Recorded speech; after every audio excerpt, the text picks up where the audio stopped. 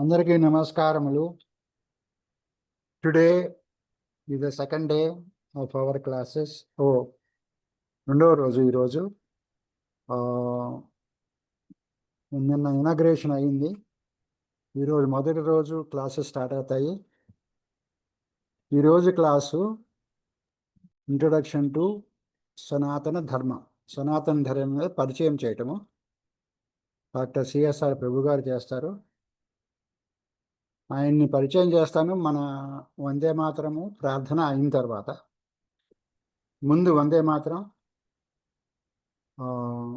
చలా చిట్టిబాబు గారు చేస్తారు. చలా చిట్టి గారు ప్లీజ్. వందే మాతరం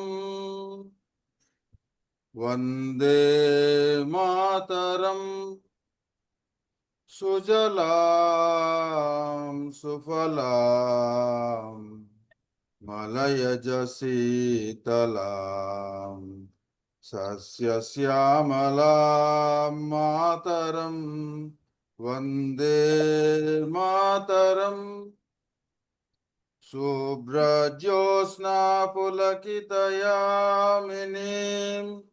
పుల్లకుసుమిత ద్రుమదళ శోభినీం సుహాసినీం సుమధుర భాషిణీం సుఖదాం వరదాం మాతరం వందే మాతరం వందే మాతరం.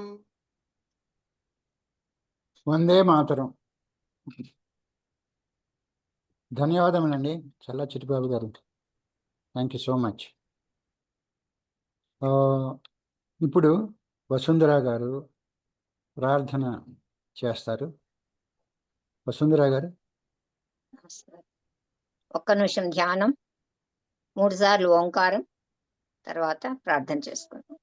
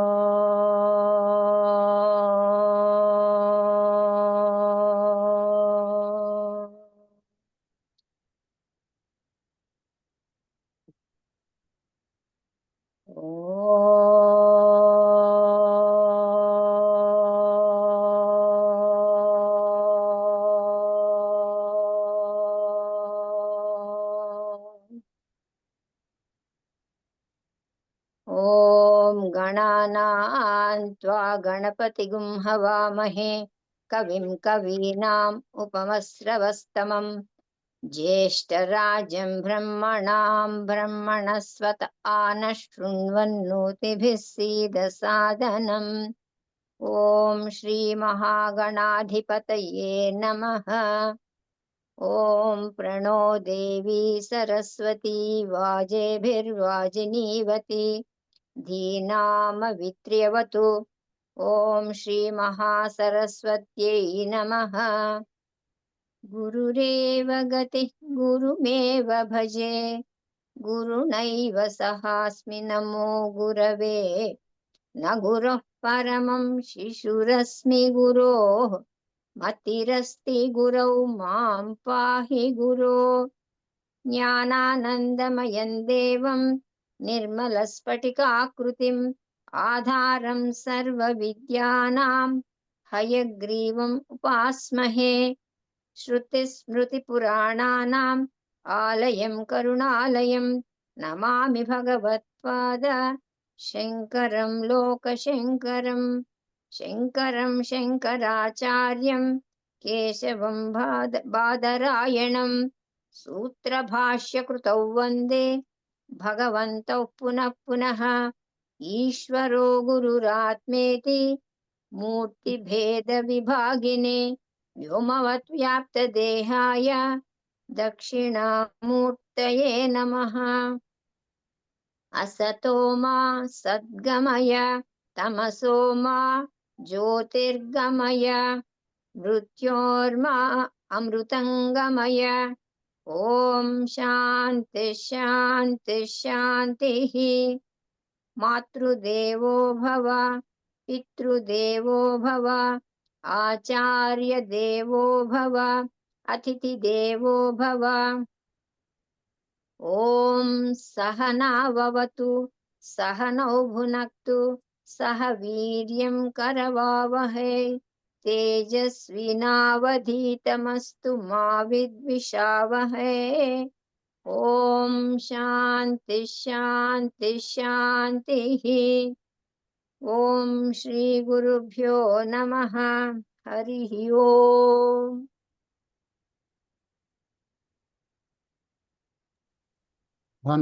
ధన్యవాదములండి వసుంధర గారు.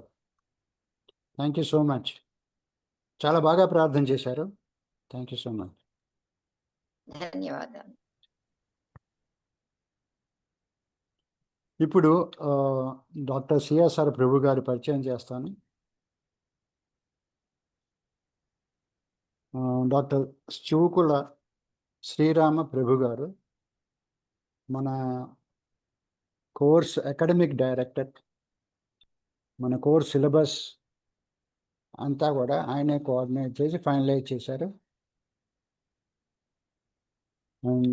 ఆయన విశ్వ యోగ విద్యాపీఠ్ అనే సంస్థ స్థాపించి దానికి చైర్మన్గా ఉన్నారు ఇప్పుడు. ఆయన జేఎన్టీయు నుంచి బీటెక్ చేశారు. ఐఐటి బాంబే నుంచి ఎంటెక్ చేశారు. పిహెచ్డి కంప్యూటర్ సైన్స్లో చేశారు. ఆయన ఎన్ఐసిలో ఉన్నారు. ఎన్ఐసిలో డైరెక్టర్ జనరల్గా రిటైర్మెంట్ తీసుకున్న తర్వాత అనేక సంస్థల్లో ఆయన కన్సల్టెంట్గా ఉంటున్నారు. ఆయన చాలా ఐటీ రంగంలో కూడా పనిచేశారు. TCS, CNC, TES, Telco and Tata Motors. ఆ తర్వాత ఇంటర్నేషనల్ ఫోరంలో కూడా రిప్రజెంట్ చేశారు.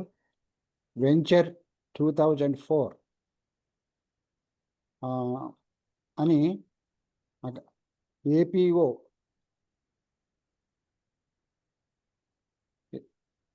మీన్స్ ఏషియన్ ప్రొడక్టివిటీ ఆర్గనైజేషన్, దానిలో రిప్రజెంట్ చేశారు జపాన్లో.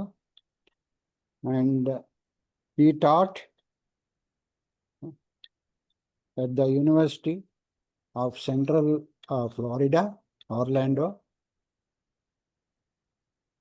ఇంకా ఆయన చాలా ఈయన కన్సల్టెంట్గా నాసాలో కూడా పనిచేశారు.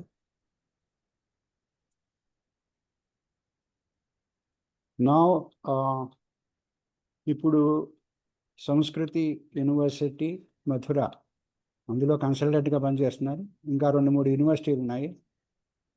ఆయన దానిలో కొద్దిగా బిజీగా ఉండి మన ఇనాగ్రల్ సెషన్కి రాలేకపోయారు. సో వీళ్ళు చూసుకొని ఈరోజు క్లాస్ తీసుకోవడానికి వచ్చారు. వెల్కమ్ అండి ప్రభు గారు. Thank you. Course class start చేయమని రిక్వెస్ట్ చేస్తాం. ఓం నమో బ్రహ్మాదిభ్యో బ్రహ్మ విద్యా సంప్రదాయకర్తృభ్యో వంశ ఋషిభ్యో మహద్భ్యో నమో గురుభ్యః. సర్వోపప్లవరహిత ప్రజ్ఞానఘన ప్రత్యగర్ధో సోహమస్మి బ్రహ్మైవాహమస్మి. ఫ్రెండ్స్, ఈరోజు మనం సనాతన ధర్మం గురించి ఒక ఓవర్వ్యూ లాగా తెలుసుకుందాము. దాన్ని తెలుసుకోవడం కోసమని మానవ చరిత్ర, నాగరికత, విద్య, విజ్ఞానం ఎలా మొదలైందో, ఎలా వర్ధిల్లిందో, ఎలా పెంపొందిందో అర్థం చేసుకోవడం చాలా అవసరం. చారిత్రకంగా, తర్వాత పురావస్తు పరంగా కూడా, ఆర్కియాలజికలీ అండ్ హిస్టారికలీ. ఇప్పుడు మానవుడు ఈ భూమి మీద కనీసం 1,00,000 సంవత్సరాలు బట్టి మనుగడ సాగిస్తున్నాడని చెప్పుకోవచ్చు. మీరు పంచాంగం చూస్తే పైన పట్ట మీద ఒక పెద్ద సంఖ్య ఉంటుంది, సృష్ట్యాది అని చెప్పి. దాదాపు 2 బిలియన్ ఇయర్స్ దాకా ఉంటుంది అనమాట. అంటే సృష్టి ఇన్ని లక్షల కోట్ల సంవత్సరాలు బట్టి ఉన్నప్పుడు ఏం జరిగింది? తెలుగులో సామెత ఉంది, నేను పుట్టి 6 నెలలు అయింది గాలివాన ఎరగను అన్నట్టు వాడు. చాలా మంది ఇలా ఇప్పుడున్న హైదరాబాద్లో ఉన్న వెదర్ ఎప్పుడు చూసుండరు. సో ఇన్ని లక్షల సంవత్సరాలు బట్టి ఏం జరిగింది, ఎక్కడ, ఎలా మానవ సమాజం, సంస్కృతి, నాగరికత వర్ధిల్లింది, పెంపొందింది, పడింది అనేది మనం గమనించాల్సిన అవసరం చాలా ఉంది.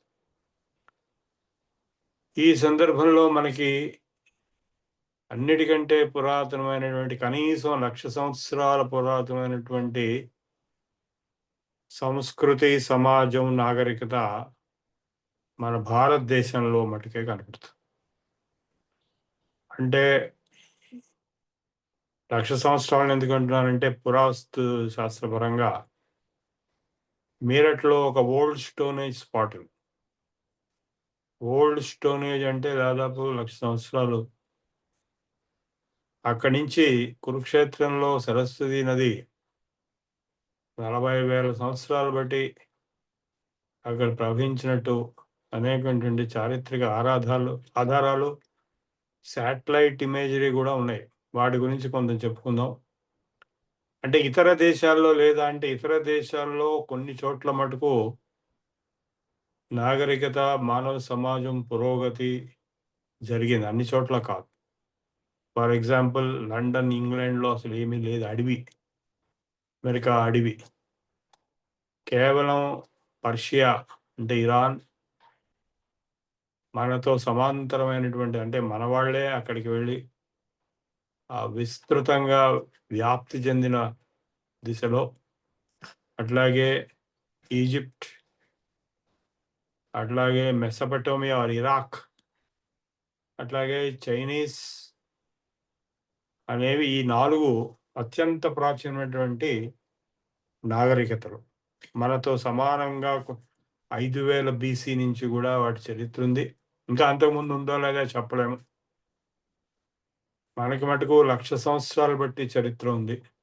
అది ముఖ్యంగా సరస్వతీ నది ఒడ్డున జరిగినటువంటి సంఘటనలు, వర్ధిల్లినటువంటి వైదిక సంస్కృతి. మనం ఈ రోజు ఏదైతే ఇండియన్ సివిలైజేషన్ అంటున్నామో అది వేదిక్ సివిలైజేషన్. సరస్వతీ నది అనేది ఒకప్పుడు అన్ని నదుల కంటే పెద్ద నదిగా ఉండి, అంబీతమే నదీతమే అని ఋగ్వేదంలో సరస్వతీ నది యొక్క ఉల్లేఖనం జరిగింది. అంత ప్రాచీనమైనటువంటి లిటరరీ రిఫరెన్సెస్ అంటే ఉల్లేఖనాలు ఒక సరస్వతీ నది తప్ప, ఋగ్వేదంలో తప్ప ఇంకెక్కడా లేవు. మిగిలినవన్నీ కూడా, అంటే ఇప్పుడు ప్రపంచంలో ఉన్న అన్ని గ్రంథాలు చూస్తే ఋగ్వేదం అనేది ఓల్డెస్ట్ అనేది అందరూ కూడా ఒప్పుకుంటారు. పాశ్చాత్యులు కూడా ఒప్పుకుంటారు, నాస్తికులు కూడా ఒప్పుకోక తప్పదు. ఎందుకంటే ఏ గ్రంథం ప్రపంచంలో ఏమి చూసినా, వెతికినా, లెక్క పెట్టినా అవన్నీ నిన్న కొన్ని అయితే మొన్న కొన్ని రావడం జరిగింది. ఇప్పుడు బైబిల్ అనేది 2,000 సంవత్సరాల ముందు లేదు.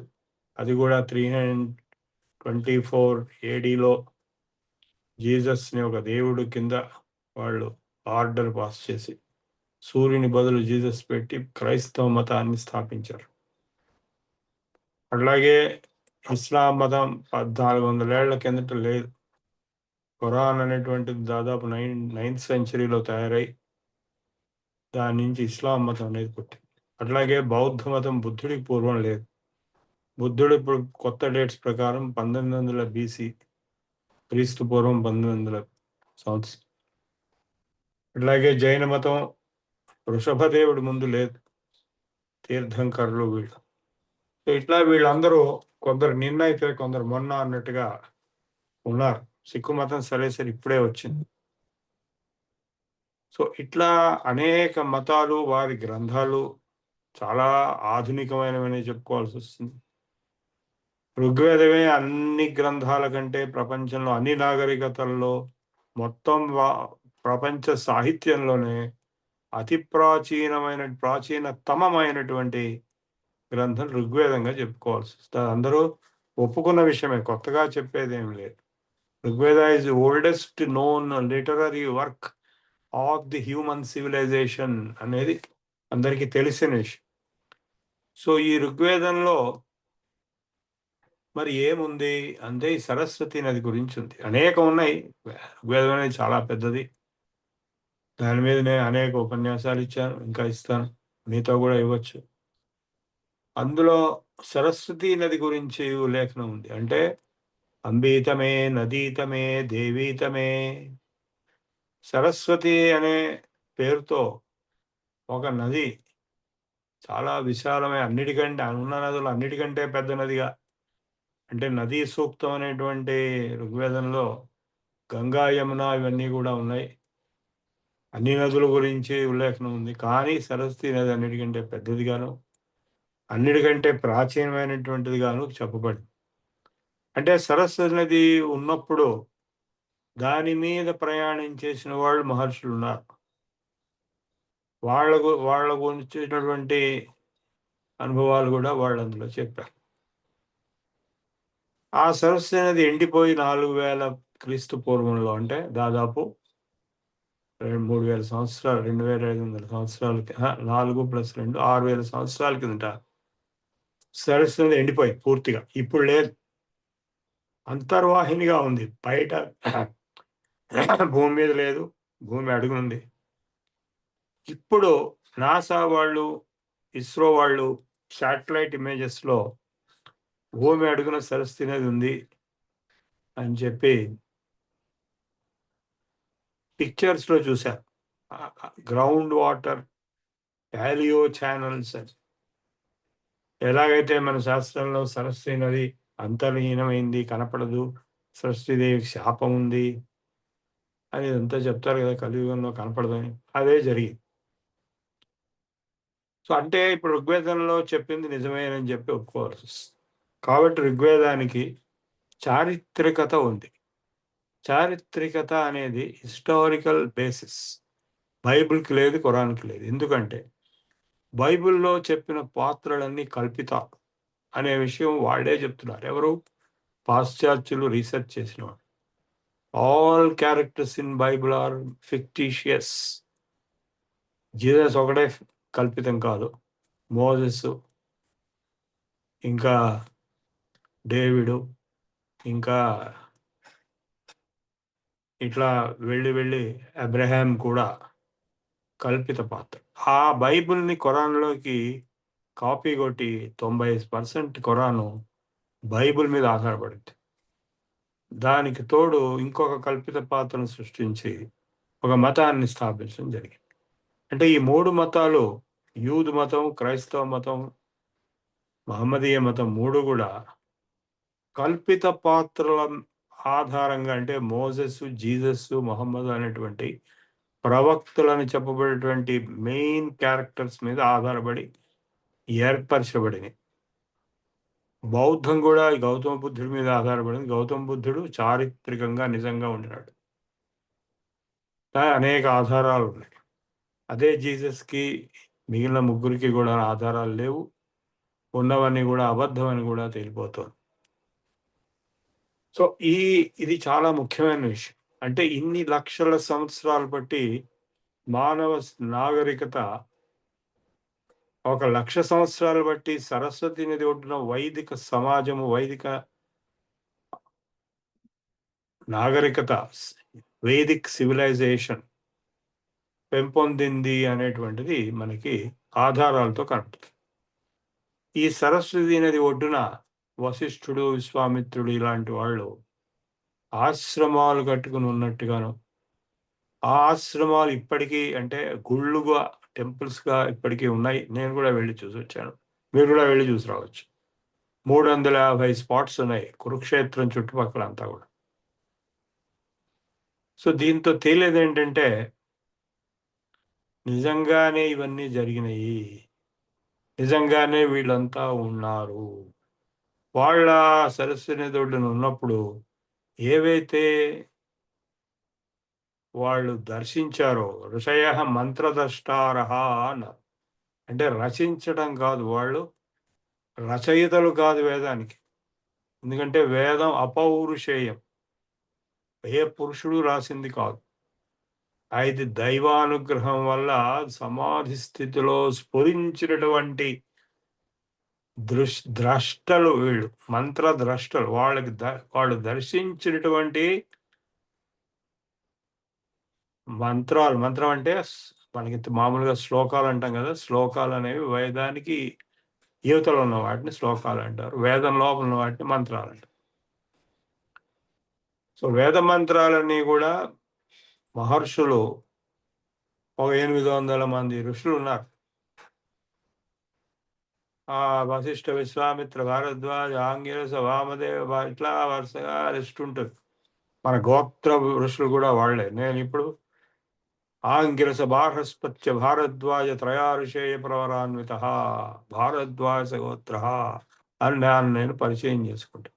అలాగే మీ అందరికీ కూడా ఏదో ఒక ఋషి గోత్రం ఉంటుంది. అంటే బ్రాహ్మణులకి సప్తఋషుల గోత్రాలు ఉంటాయి. అంటే డైరెక్ట్గా ఆ సప్తఋషుల జన్యు పదార్థంతో, జీన్స్తో పుట్టిన వాళ్ళు బ్రాహ్మణులు, ఆ గోత్రాల్లో పుట్టిన వాళ్ళు. అది కాకుండా క్షత్రియులకి, ఈవెన్ కొన్ని శూద్రులకు కూడా ఋషి గోత్రాలు ఉంటాయి. కశ్యప గోత్రం అని ఎందుకున్నాయి అంటే వాళ్ళు ఆ ఋషుల యొక్క శిష్యుల యొక్క పరంపర.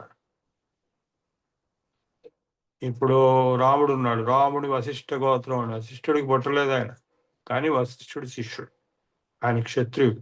అదే వశిష్ఠుడికి పుట్టిన వాళ్ళు, వశిష్ఠుడి వంశం ఏదైతే ఉందో, ఎవరు మహానుభావులైనటువంటి శక్తి, పరాశరుడు, వ్యాసుడు, శుకుడు, వీళ్ళందరూ కూడా వశిష్ఠ గోత్రీకులు. అదే రాముడు అసూర్యవంశ చక్రవర్తులు, వీళ్ళ తర్వాత సూర్యవంశం అంతా కూడా వశిష్ఠ గోత్రం అయినా కూడా అది శిష్యరికం కింద ఉంది. కనుక ఇది కాక బ్రాహ్మణులు కానటువంటి ఋషులు కూడా ఉన్నారు, లేరని కాదు.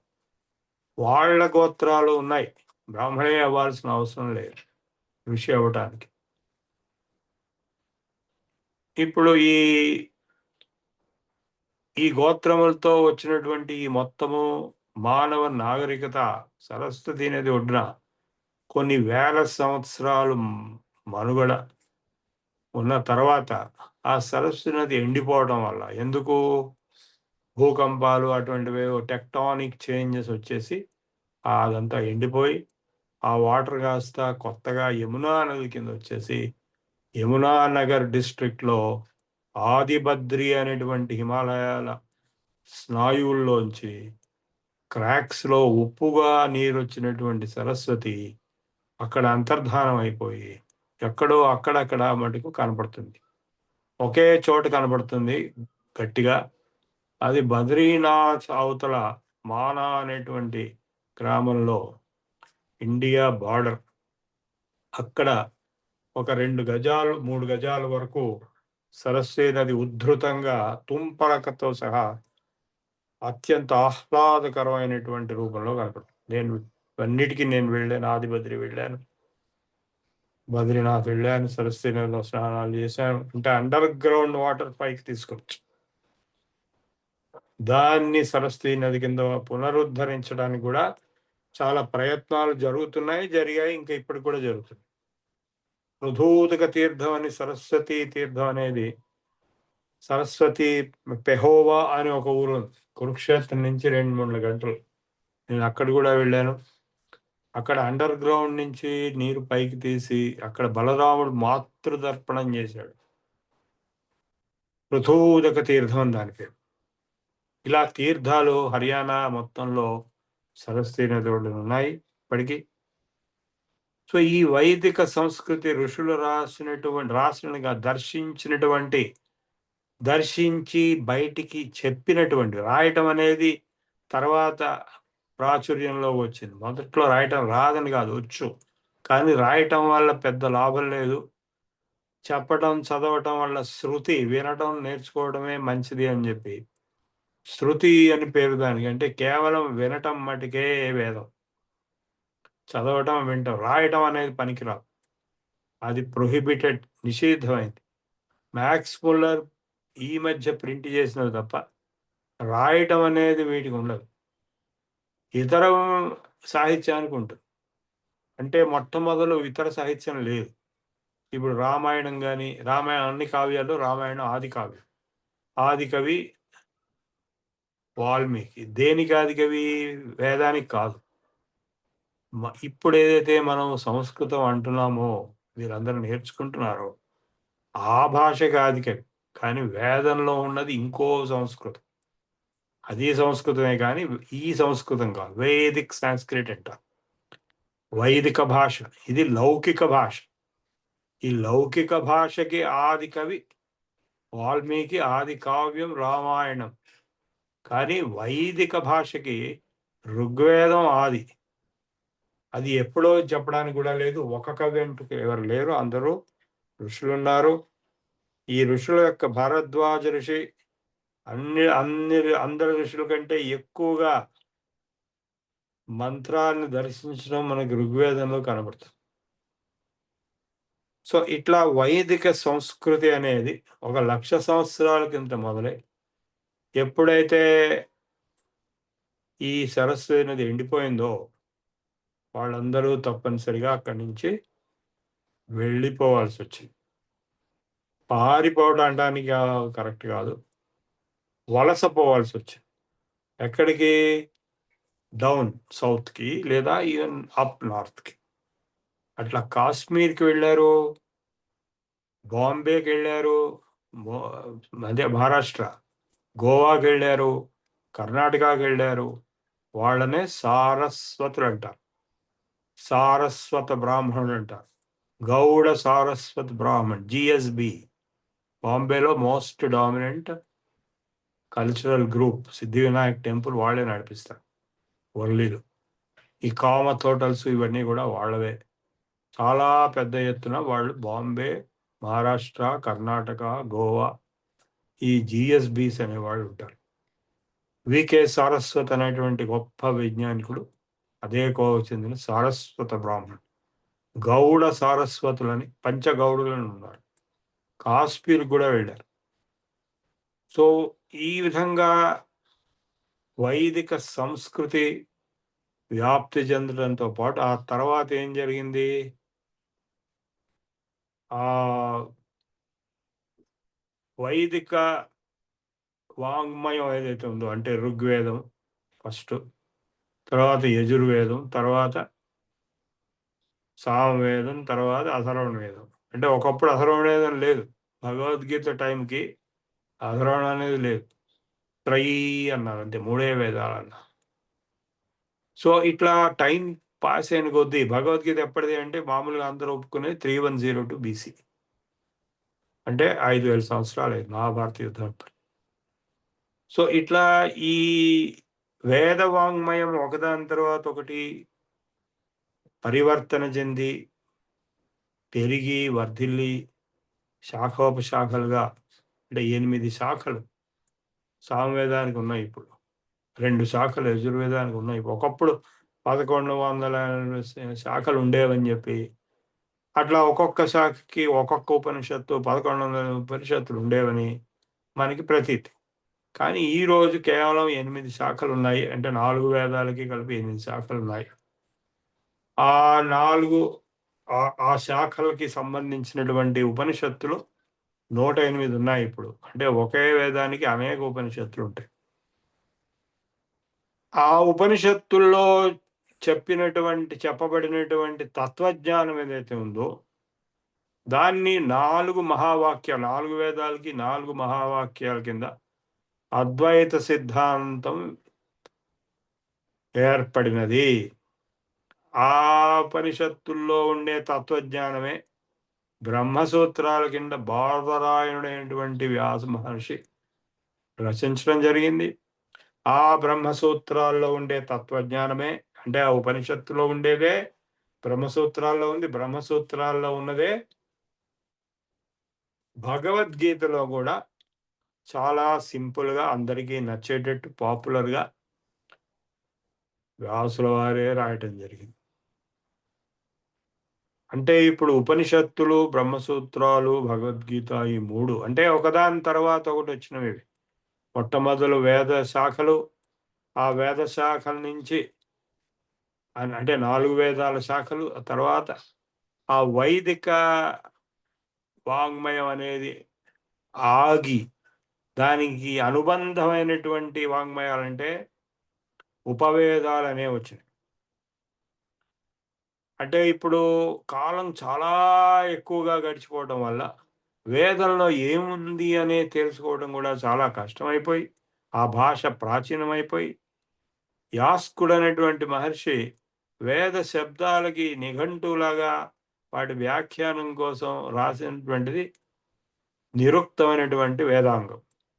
అసలు బేసిక్ గ్రామర్, వ్యాకరణం, శిక్ష అంటే అసలు చదవటం, అక్షరాలు అవన్నీ శిక్ష. కల్పం అంటే ఆ రిచువల్ ఏదైతే ఉందో కల్పశాస్త్రం. శిక్ష, కల్పం, వ్యాకరణ, నిరుక్తం, ఛందస్సు.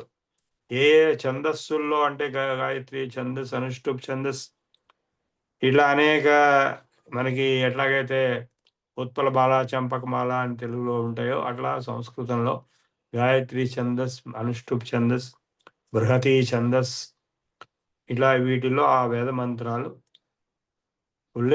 అంటే చెప్పబడ్డాయి, బయటికి చదవబడ్డాయి ఋషుల చేత. సో వేదాలను అర్థం చేసుకోవడం కోసం వేదాంగాలు అంటే ఆ కాలం గడిచిన కొద్దీ వేదం అనేది మామూలు భాష కంటే వేరే భాషలోకి వెళ్ళిపోవడం వల్ల, అంటే వాల్మీకి వచ్చేటప్పటికే వేరే భాష వచ్చేస్తుంది. వాల్మీకి రాసినటువంటి రామాయణాన్ని లవకుశులు అయోధ్యలో చౌరస్తాల మీద పాటలు పాడారు. అంటే ఏమిటి? పామర జనులకు కూడా అర్థమయ్యే భాష అది. ఏది? వాల్మీకి రాసినటువంటి భాష రామాయణం. అంటే అది ప్రాకృతమైనటువంటిది, పామర జనులకి పనికొచ్చేది. మరి ఇది పండితులు ఏం మాట్లాడారండి అంటే వాళ్ళు సంస్కృతం అంటే వైదిక భాష మాట్లాడారు. అది అప్పటికే వైదికం ప్రాచీనం అయిపోయింది. అందుకోసమని వేదాన్ని అర్థం చేసుకోవడం కోసమని వేదాంగాలు శిక్షా, కల్పం, వ్యాకరణ, నిరుక్తం, ఛందస్సు, జ్యోతిషం అనేది 6 వేదాంగాలు ఉంటేనే వేదం అర్థం అవుతుంది. లేదా అసలు అర్థం ఒక్క శబ్దం కూడా అర్థం కాదు. మీకు కనపడే చాలామంది వేద పండితులు వేదం చదువుతారు కానీ వాళ్ళకు ఒక శబ్దం కూడా అర్థం చెప్పలేరు. ఈ షట్శాస్త్రములు అనేటువంటివి, షడంగాలు అనేటువంటివి వస్తే గాని అది అర్థం కాదు. ఆ తర్వాత ఉపాంగాలని లేదా దర్శనాలనేవి, దర్శన సాహిత్యం అనేది రావటం జరిగింది. అంటే వైదిక సాహిత్యం, ఉపవేదాలు సాహిత్యం, తర్వాత వేదాంగాలు, తర్వాత ఉపాంగాలు లేదా దర్శనాలు. అంటే తత్వజ్ఞానాన్ని 6 రకాలుగా, ఆస్తిక తత్వజ్ఞానాన్ని, నాస్తిక తత్వజ్ఞానం చెప్పేవి బౌద్ధ, జైన, చారువాక, లోకాయత దర్శనాలు ఉండగా, ఆస్తికమైనటువంటి వైదిక తత్వజ్ఞానాన్ని చూపించేటువంటివి 6 దర్శనాలు. దర్శనం అంటే చూపించటం.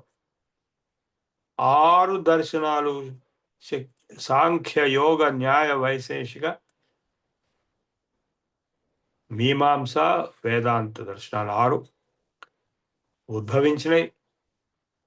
అవి philosophical systems of the Vedic knowledge అనేటువంటి తత్వజ్ఞానాన్ని 6 రకాలుగా అంటే సాంఖ్య దర్శనం, కపిల మహర్షి కపిల సూత్రాలు రాయటం, యోగ దర్శనం పతంజలి మహర్షి సూత్రాలు రాయటం, అట్లాగే న్యాయ దర్శనం గౌతమ మహర్షి సూత్రాలు రాయటం, అట్లాగే వైశేషిక దర్శనం కణాద మహర్షి సూత్రాలు రాయటం, అట్లాగే మీమాంసా దర్శనం జైమిని మహర్షి సూత్రాలు రాయటం, ఆఖరిగా వేదాంత దర్శనం బ్రహ్మ సూత్రాలు బాదరాయనేటువంటి వ్యాసుడు రాయడం.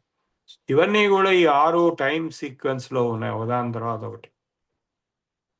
ఎందుకంటే వ్యాసుడు అందరికంటే లాస్ట్ ఈ లిస్టులో.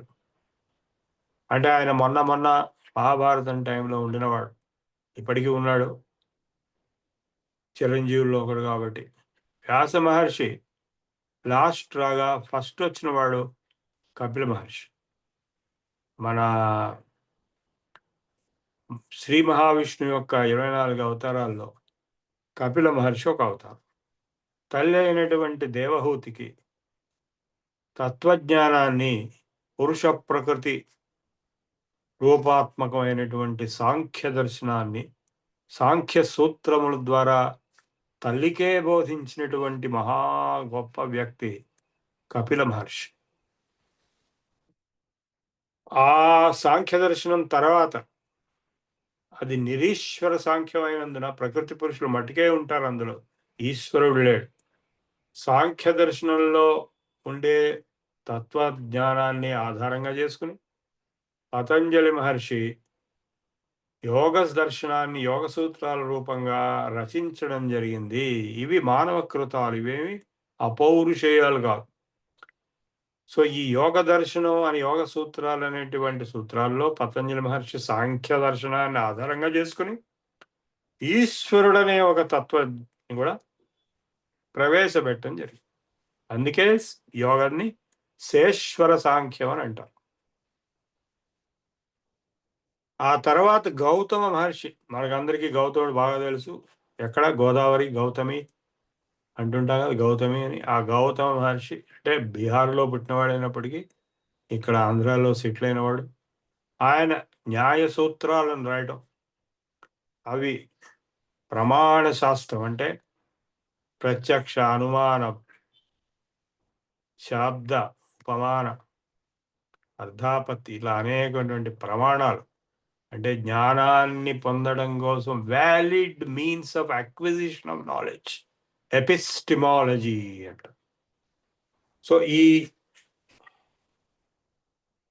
న్యాయ సూత్రాలు ప్రాచీన న్యాయం అని పేరు. ఆ తర్వాత ఆధునిక న్యాయం, నవ్య న్యాయం అనేది కూడా వచ్చింది. అంటే ఈ మధ్య వచ్చింది, 12th century 13th century నుంచి మొదలై ఇప్పటి వరకు కూడా బెంగాల్ ఏరియాలో కంటిన్యూ అవుతాం నవ్య న్యాయం. అది కాక వైశేషికం అనేది అవుతుందో అది ఫిజిక్స్. అది కణాద మహర్షి సూత్రాలకి నేను 5000 సంవత్సరాలు మొట్టమొదటిసారి ఫిజిక్స్ పరంగా పుస్తకం రాయడం, వ్యాఖ్యానించడం జరిగింది. మీరందరూ తెచ్చుకుని చదువుకోవచ్చు. వెంకటేశ్వర వేదిక్ యూనివర్సిటీ తిరుపతిలో వాళ్ళు పబ్లిష్ చేశారు. అది ఒకటే పుస్తకం 5000 సంవత్సరాల్లో ఫిజిక్స్ చెప్పే. ఆ వైశేషికం ఆధారంగానే శిల్పశాస్త్రము, ఆయుర్వేదం కూడా ఉపవేదాల కింద తయారై బయటకు వచ్చింది. ఆయుర్వేదం ఋగ్వేదానికి ఉపవేదం అయ్యగా, ధనుర్వేదం యజుర్వేదానికి, ఇట్లా అనేకటువంటి ఉపవేదాలు ఆయా వేదాలకు ఉపవేదాల కింద అభివృద్ధి చెందినాయి. కాలక్రమేణా వేదిక్ మోడల్ ఒక స్టేజ్లో ఆగిపోయి ఉపవేదాస్ మోడల్ వచ్చి, ఆ తర్వాత దర్శనాస్ మోడల్ వచ్చి, ఆ తర్వాత శాస్త్రాస్ అంటే ఆయుర్వేద శాస్త్రం, దర్శనం అనడానికి లేదు, ఆయుర్వేదం ఉపవేదం. ఆ ఉపవేదమైనటువంటి ఆయుర్వేదంలో అనేక వేల గ్రంథాలు ఇప్పటికీ ఉన్నాయి. అది ఇప్పటికీ పనిచేస్తుంది ఆయుర్వేదం. సో అట్లాగే యోగ శాస్త్రం, యోగ దర్శనంలో యోగ శాస్త్ర గ్రంథాలు, పతంజలి యోగ సూత్రం, అంటే పతంజలి మొట్టమొదలు చెప్పలేదు, అది మొదలు వేదంలోనే ఉన్నాయి. ముఖ్యమైన విషయం మీరందరూ గుర్తుంచుకోవాల్సిన విషయం ఏంటంటే, ఈ సబ్జెక్ట్స్ అన్నీ కూడా, అంటే సాంఖ్యం, యోగ న్యాయం, వైశేషికం, ఇవన్నీ కూడా వేదంలో ఆల్రెడీ ఉన్నాయి, వీళ్ళు కొత్తగా చెప్పింది కాదు. వేదం అనేది అనంతమైనటువంటి సాగర రూపంలో ఉన్నటువంటి జ్ఞాన అంబుధి. ఆ జ్ఞానాన్ని వీళ్ళు దర్శనాల కింద 6 కోణాలలో 6 దర్శనాలు చేసి, అంటే చూడటం అన్నమాట. అట్లా చూసి వాటిని సూత్ర రూపాలలో కట్టేశారు, బంధించారు. అంటే ఎందుకంటున్నారంటే కట్టేశారని, ఒక సూత్రం ఒక కొన్ని పేజీలు, అదేమంటే కొన్ని పుస్తకాల కింద కూడా ఎక్స్పాండ్ చేసి రాయొచ్చు. సూత్రం అంటేనే అది అల్పాక్షరం, అంటే అర్ధమాత్ర పుత్రోత్సవం మన్యంతే వైయాకరణ అని వైయాకరణలో మహర్షులు అందరూ వైయాకరణలే. ఒక అక్షరం అరక్షరం తగ్గించిన, ఒక మొత్తం అక్షరం కాదు అరక్షరం తగ్గించినా కూడా పుత్రోత్సవం లాగా వాళ్ళకి ఆనందం అనమాట. అంటే పుత్రులు పుట్టినట్టుగా, అంటే అంత సంక్షిప్తంగా చెప్పాలి ఏం చెప్పినా. మనలాగా గడగడ గడగడ వాగటం కాదు. వారు చెప్పేది కేవలం కొన్ని అక్షరాల్లో ఉంటుంది, కానీ అది తెలుసుకోవడానికి, అర్థం చేసుకోవడానికి కొన్ని పుస్తకాలు చదవాల్సి వస్తుంది. పతంజలి యోగ సూత్రాల మీద కొన్ని వందల పుస్తకాలు ఉన్నాయి. సో అంతకు ముందు ఉన్నటువంటి యోగ శాస్త్రాన్ని, వేదంలోనే వేద మంత్రాల్లోనే ఉన్నటువంటి యోగ శాస్త్రాన్ని వారు యోగ సూత్రాల ద్వారా సమీకరించారు. పతంజలి యోగ సూత్రాస్ మీద అనేక కామెంటరీస్ ఉన్నాయి. ఇప్పుడు నేను చెప్పిన విషయాలు అనేకం మీరు ఇంకా చూడాలనుకుంటే, ఇంకా లోతుగా వెళ్ళాలనుకుంటే, నా పేరు అంటే సిఎస్ఆర్ ప్రభు అని చెప్పి యూట్యూబ్లో ఇస్తే మీకు అనేకమైనటువంటి ఉపన్యాసాలు వస్తాయి. మన విఎస్ఎస్ వివైవి ఇప్పుడు ఉన్న కోర్స్ ఒకటే కాకుండా ఇండికా వాళ్ళవి, ఇదం బ్రాహ్మ్యం వాళ్ళవి, ఇంకోళ్ళవి చాలా మందివి, చాలా ఉపన్యాసాలు నావి యూట్యూబ్లో ఉన్నాయి. 100 పైన ఉన్నాయి. మీరు అందులో ఈ టాపిక్స్ అన్నీ కూడా కవర్ అయినాయి. పతంజలి యోగ సూత్రాస్ మీద ఉన్నాయి. కోర్స్ మనం కూడా మన కోర్సులో కూడా చెప్పుకుంటాం. తర్వాత దర్శనాల గురించి మనం ఇంకా లోతుగా వెళ్ళి ఇవాళ కేవలం ఒక విహంగ వీక్షణం మటుకే, అంటే మొత్తం సనాతన ధర్మం అంటే మొత్తం భారతీయ జ్ఞాన పరంపర, ఇండియన్ నాలెడ్జ్ సిస్టమ్ మొత్తాన్ని మనము విహంగ వీక్షణంగా బర్డ్స్ ఐ వ్యూలో చూస్తున్నాం ఈరోజు. ఆ తర్వాత మీకు తెలుసు ఒక్కొక్క సబ్జెక్టు, ఒక్కొక్క వక్త లోతుగా వెళ్ళి వివరంగా మీకు వర్ణించడం జరుగుతుంది. మీరు ఇంకా స్టడీ చేసుకోవచ్చు. ఇంకా ఈ రోజున ఏ నాలెడ్జ్ అయినా, ఏ సబ్జెక్ట్ అయినా, ఎవరైనా ఎప్పుడైనా ఈజీగా తెలుసుకోవచ్చు, నేర్చుకోవచ్చు. గూగుల్, యూట్యూబే కాకుండా ఇప్పుడు ఏఐ టూల్స్ కూడా వచ్చాయి. మీరు ఏది అడిగినా వాళ్ళు టకటక చెప్పేస్తారు. సో ఇది మీకు ఊరికే సూక్ష్మంలో మోక్షం అన్నట్టుగా, అరచేతిలో వైకుంఠం అన్నట్టుగా నేను మొత్తం కలిపి ఏదో ఒకటి చెప్తున్నాను. ఇప్పుడు ఈ మొత్తం పిక్చర్ మీకు ఏదైతే వచ్చిందో, ఏది వేదాలు, వేదాంగాలు, ఉపవేదాలు, ఉపాంగాలు అంటే దర్శనాలు, ఆ తర్వాత వచ్చింది ఏంటి? భగవద్గీత. భగవద్గీత కూడా ఒక మహోద్గ్రంథం. అందులో లేనిది ఇంకెక్కడా లేదు. అంటే మహాభారతంలో ఉంది, మహాభారతంలో లేనిది బయట లేదు, బయట లేనిది మహాభారతంలో, బయట ఉన్నది మహాభారతంలో ఉంటుంది, మహాభారతంలో లేనిది బయట లేదు అనేటువంటి ఒక సిద్ధాంతం కూడా ఉంది. అంటే పంచమ వేదం అని మహాభారతానికి అందుకే పేరు వచ్చింది. అంటే ఈ మహాభారతం ఎప్పుడు వచ్చిందండి అంటే, భగవద్గీత వచ్చిందంటే మహాభారతం వచ్చినట్టే. మహాభారతం వ్యాసుల వారు రాశాడు, అది ఇతిహాసం. ఆయన స్వయంగా ఆయన వంశమే కౌరవ పాండవులు, వాళ్ళ యుద్ధమే మహాభారతం యుద్ధం. సో ఆయన 1,00,000 శ్లోకాలు ఇప్పుడున్న దానికి, ఆయన రాసినప్పుడు 10,000 శ్లోకాలు ఉండేవి. జయ అని దాని పేరు. ఇప్పుడు 1,00,000 శ్లోకాల్లో ఉంది. అంటే దాన్ని మధ్యలో ఎక్స్పాన్షన్ చేయడం జరిగింది. ఎవరు? ఆయన కాదు, వేరే వాళ్ళు. ఆ ఎక్స్పాండ్ చేసి ఇప్పుడు ఈరోజు 1,00,000 శ్లోకాల్లో ఉంది. ప్రపంచంలోకెల్లా పెద్ద గ్రంథం ఏది? మహాభారతం. దాన్ని కొందరు ధర్మశాస్త్రం అని కొందరు, వేదాంత శాస్త్రం అని కొందరు, లక్షణ శాస్త్రం అని కొందరు, సాహిత్యం అని కొందరు, ఇతిహాసం అని కొందరు, అంటే హిస్టరీ, కావ్యం అని కొందరు, ఇట్లా రకరకాలుగా చెప్తుంటారు. అదే కొన్ని వేల సంవత్సరాలు, అంటే వ్యాసుల వారు మహాభారతం ఎప్పుడు రాశారు అంటే మహాభారత యుద్ధం తర్వాత రాశాడు. పురాణాలు కూడా ఎప్పుడే రాసి అప్పుడే చెప్పబడ్డాయి. అంటే 5000 సంవత్సరాలు అయిపోయింది ఇప్పటికి, కలియుగం మొదలై. సో ఈ 5000 సంవత్సరాలు బట్టి మహాభారతం అన్ని సబ్జెక్ట్స్ని అందులో కవర్ చేస్తుంది. అది కాక 18 పురాణాలు వ్యాసుల వారు రాశాడు. ఎందుకు రాశాడు అంటే వేదాన్ని చదివి అర్థం చేసుకునే శక్తి, టైము అందరికీ ఉండదు. ముఖ్యంగా ఎవరైతే వేదాధ్యయనం చేయరో, వేదాధ్యయనం ఎవరు చేస్తారు? కేవలం కొద్ది మంది చేస్తారు. అంటే బ్రాహ్మణులు చేస్తారు, క్షత్రియులు కూడా కొంతవరకు చేస్తారు, వైశ్యులు కూడా కొంతవరకు చేస్తారు. కానీ వీళ్ళందరి పర్సంటేజ్ పాపులేషన్లో మొత్తం కలిపి చాలా తక్కువ. మ్యాక్సిమం ఈ 3 కానటువంటి 100 పైన కులాలు ఉన్నాయి. అంటే కర్షకులు, గోల్డ్ స్మిత్, బ్లాక్ స్మిత్, టిన్ స్మిత్, ధోబీ, టైలర్, ఇట్లా వరుసగా 100 కులాలు ఉన్నాయి. ఆ 100 కులాలు అనేటువంటి శూద్ర కులాలు, అంటే ఎకనామిక్ యాక్టివిటీ వాళ్ళ వల్లే జరుగుతుంది. వాళ్ళు లేకపోతే సొసైటీ అసలు నడవలేదు. వాళ్ళకి వేదాధ్యయనం చేస్తూ కూర్చునే టైం లేదు కాబట్టి, స్త్రీలకు కూడా కుదరదు కాబట్టి, అంటే స్త్రీలకి గర్భము ఇంకా ఇవి అవి అవన్నీ రావడం వల్ల వేదాధ్యయనం చేసే అర్హత కూడా ఉండదు, చేస్తే వాళ్ళకి నష్టం వస్తుంది.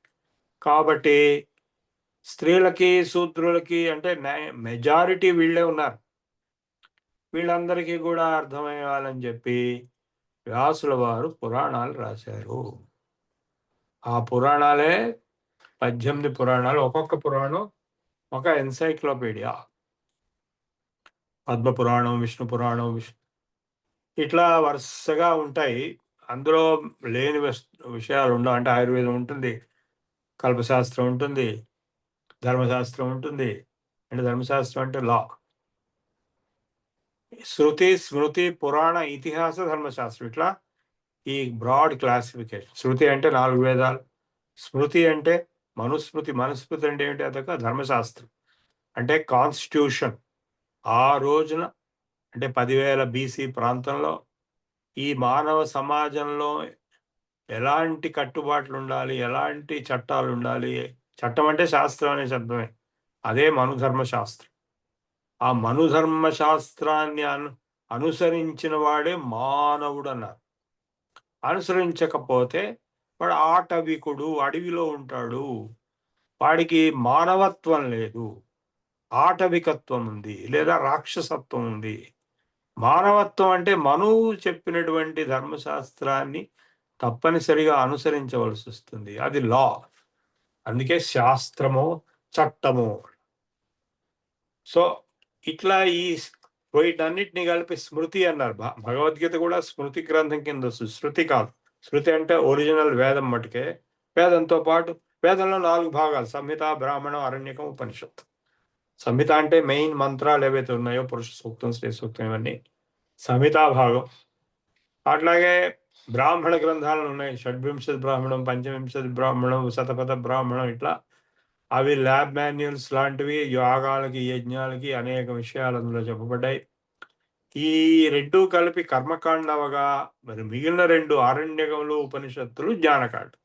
అంటే అరణ్యాలలో, ఆశ్రమాలలో వేదాధ్యయనం అయిపోయిన తర్వాత, యజ్ఞయాగాది క్రతువులు కూడా చేసేయడం అయిపోయిన తర్వాత, తత్వజ్ఞానం గురించి, అంటే భగవంతుడి తత్వం గురించి, ఆత్మతత్వం గురించి, మోక్ష జ్ఞానం గురించి ఏవైతే డిస్కషన్స్ ఉంటాయో వాటిని అరణ్యకములు, వాటిని ఇంకా ఫర్దర్ ఉపనిషత్తులు అన్నారు. అంటే దగ్గరగా ఉపనిషత్తు అంటే దగ్గరగా కూర్చుని వినటం, at the feet of the master. So ఈ 108 ఉపనిషత్తులు ఇప్పుడు ఉన్నాయి, 4 వేదాలకి కొన్ని అటాచ్ అయ్యి. సో ఈ ఉపనిషత్తుల్లో తత్వజ్ఞానం బాగా విశ్లేషింపబడింది. అంటే ఫర్ ఎగ్జాంపుల్ కేనోపనిషత్తు ఉంది, కేనేషితం పతతి ప్రేషితం మనః అన్నాడు. దేనివల్ల ఈ మనస్సు పనిచేస్తున్నది అన్నాడు. ఇది చూడండి ఎలాంటి ఫండమెంటల్ క్వశ్చన్. అదే మీరు బైబిల్లో ఖురాన్లో చూస్తే చాలా వెనకబడిన క్రూడ్ లాంగ్వేజ్లో పొలిటికల్గా, అంటే ఇప్పుడు యూదుల యొక్క లక్షణాలు ఓల్డ్ టెస్టమెంట్లో ఎంత ఘోరంగా ఉంటాయంటే అవి మనం చదవను కూడా చదవలేం. అంటే తండ్రి కూతుళ్ళ యొక్క సంగమం కూడా జరిగింది అక్కడ. అటువంటి వెనకబడినటువంటి చాలా ప్రిమిటివ్ సొసైటీస్ గురించి అందులో ఉండగా బైబిల్లోను ఖురాన్లోను అరబిక్ సొసైటీ వాళ్ళ యుద్ధాలు ఆ గోలంతా ఉంటుంది. ఇక్కడ చాలా అడ్వాన్స్డ్గా ఉండేటువంటి విషయాలు. అసలు రామాయణం చదివితే ఎంత అడ్వాన్స్డ్గా ఉందంటే మీరు ఆశ్చర్యపోతారు. ఏంటి అసలు మన దేశం ఒకప్పుడు ఇట్లా ఉండేదా? అంత ధనవంతంగా ఉండే, అంత గొప్పగా ఉండేదా? అంత శక్తిమంతులు ఉండేవాళ్ళ? మహాభారతం కూడా నెక్స్ట్. సో మన సంస్కృతి 1,00,000 సంవత్సరాల పైన డెవలప్మెంట్ జరిగినటువంటి ఈ వైదిక్ నాగరికత, వైదిక్ సివిలైజేషన్, వైదిక నాగరికత, వైదిక వాంగ్మయం, వైదిక సంస్కృతి ఎక్కడ? వాళ్ళ గ్రంథాలు ఎక్కడ? అంటే భూమికి ఆకాశానికి ఉన్న తేడా ఉంది, నక్కకి నాగలోకానికి ఉంది తేడా. సో ఈ వైదిక వాంగ్మయాన్ని అధ్యయనం చేయడం కోసమే ఒక మొత్తం జాతి నిర్ధారింపబడింది, అదే బ్రాహ్మణ జాతి. బ్రాహ్మణ అనే శబ్దమే బ్రహ్మం జానాతి ఇది బ్రాహ్మణ. బ్రహ్మం అంటే వేదం అనే మాట ఒక అర్థం, భగవంతుడు అనే మాట రెండో అర్థం. ఎందుకంటే వేదం భగవంతుడి గురించే చెప్తుంది కాబట్టి వేదం అన్నా భగవంతుడు బ్రహ్మం అన్నా రెండు ఒకటే కనుక వేదం కూడా బ్రహ్మమే. అందుకే బ్రహ్మం జానాతి ఇది బ్రాహ్మణ. బ్రహ్మమును ఎవరు తెలుసుకున్నాడో, ఎవరికి బ్రహ్మ జ్ఞానం ఉందో వాడు బ్రాహ్మణుడు. ప్రతివాడు బ్రాహ్మణుడు అవడు. జన్మతో జాయతే జంతువు అని కొందరంటారు, జన్మతో జాయతే శూద్ర అని కొందరంటారు, కర్మణో జాయతే ద్విజ. రెండొక పుట్టుక, ద్విజాత్వం అంటే ఉపనయన సంస్కారం, రెండవ జన్మ ద్విజత్వం. అక్కడి నుంచి వేదాధ్యయనం మొదలెట్టి వేదములతో పాటు వేదాంగాలు, ఉపాంగాలు, దర్శనాలు, ఉపవేదాలు, శాస్త్రాలు ఇవన్నీ కూడా అధ్యయనం చేయడం అనేది మన ఇండియన్ నాలెడ్జ్ సిస్టమ్, భారతీయ జ్ఞాన పరంపర. ఇప్పుడు భారతీయ ప్రభుత్వం వారు కేంద్రంలో దీన్ని చాలా పైకి తీసుకొచ్చి దాన్ని కోర్సులు పెట్టి దీన్ని మొత్తం అన్ని సబ్జెక్ట్స్లో, అన్ని బిఎస్సి అన్నిట్లో పెట్టాలి అని చెప్పి ఆర్డర్స్ ఇచ్చారు. యూజీసీ వాళ్ళు పిహెచ్డి థీసిస్లు అన్నిట్లో కూడా మొట్టమొదలు ఇది భారతీయ జ్ఞాన పరంపరకి ఎలా సంబంధించింది చెప్పమన్నారు. నేను ఇప్పుడే మధుర వెళ్ళొచ్చాను, అక్కడ సంస్కృతి యూనివర్సిటీ అని ఉంది. వాళ్ళు ఆల్రెడీ బిఎస్సి, బీకామ్, బీటెక్లో వీటన్నిటిలో ఈ ఐకేఎస్ ఇండియన్ నాలెడ్జ్ సిస్టమ్స్ పెట్టారు. ఆ సిలబస్లన్నీ ఇచ్చారు నాకు. తర్వాత నేను ఫ్యాకల్టీ మెంబర్స్, ప్రొఫెసర్స్ని, రీసెర్చర్స్ని అందరినీ కలిశాను. ఎలా దీన్ని ముందుకు తీసుకెళ్ళాలి, రీసెర్చ్ ప్రాజెక్ట్స్, ప్రపోజల్స్ రాయాలని చెప్పి వాళ్ళకు ఒక పెద్ద కాలేజీ, ఆయుర్వేద కాలేజ్ ఉంది, బిఏఎంఎస్ కోర్స్ ఇస్తున్నారు. అట్లాగే యోగా కాలేజ్ ఉంది, యోగా కోర్స్ ఇస్తున్నారు, న్యాచురోపతి అండ్ యోగా కోర్స్ ఇస్తున్నారు. నేను వాళ్ళకి అడ్వైజర్ని. మొన్న వెళ్ళొచ్చాను, మళ్ళా వెళ్తాను. అది కేవలం మథురా దగ్గర ఉంది, అంటే బృందావనం ఆనుకునుంది.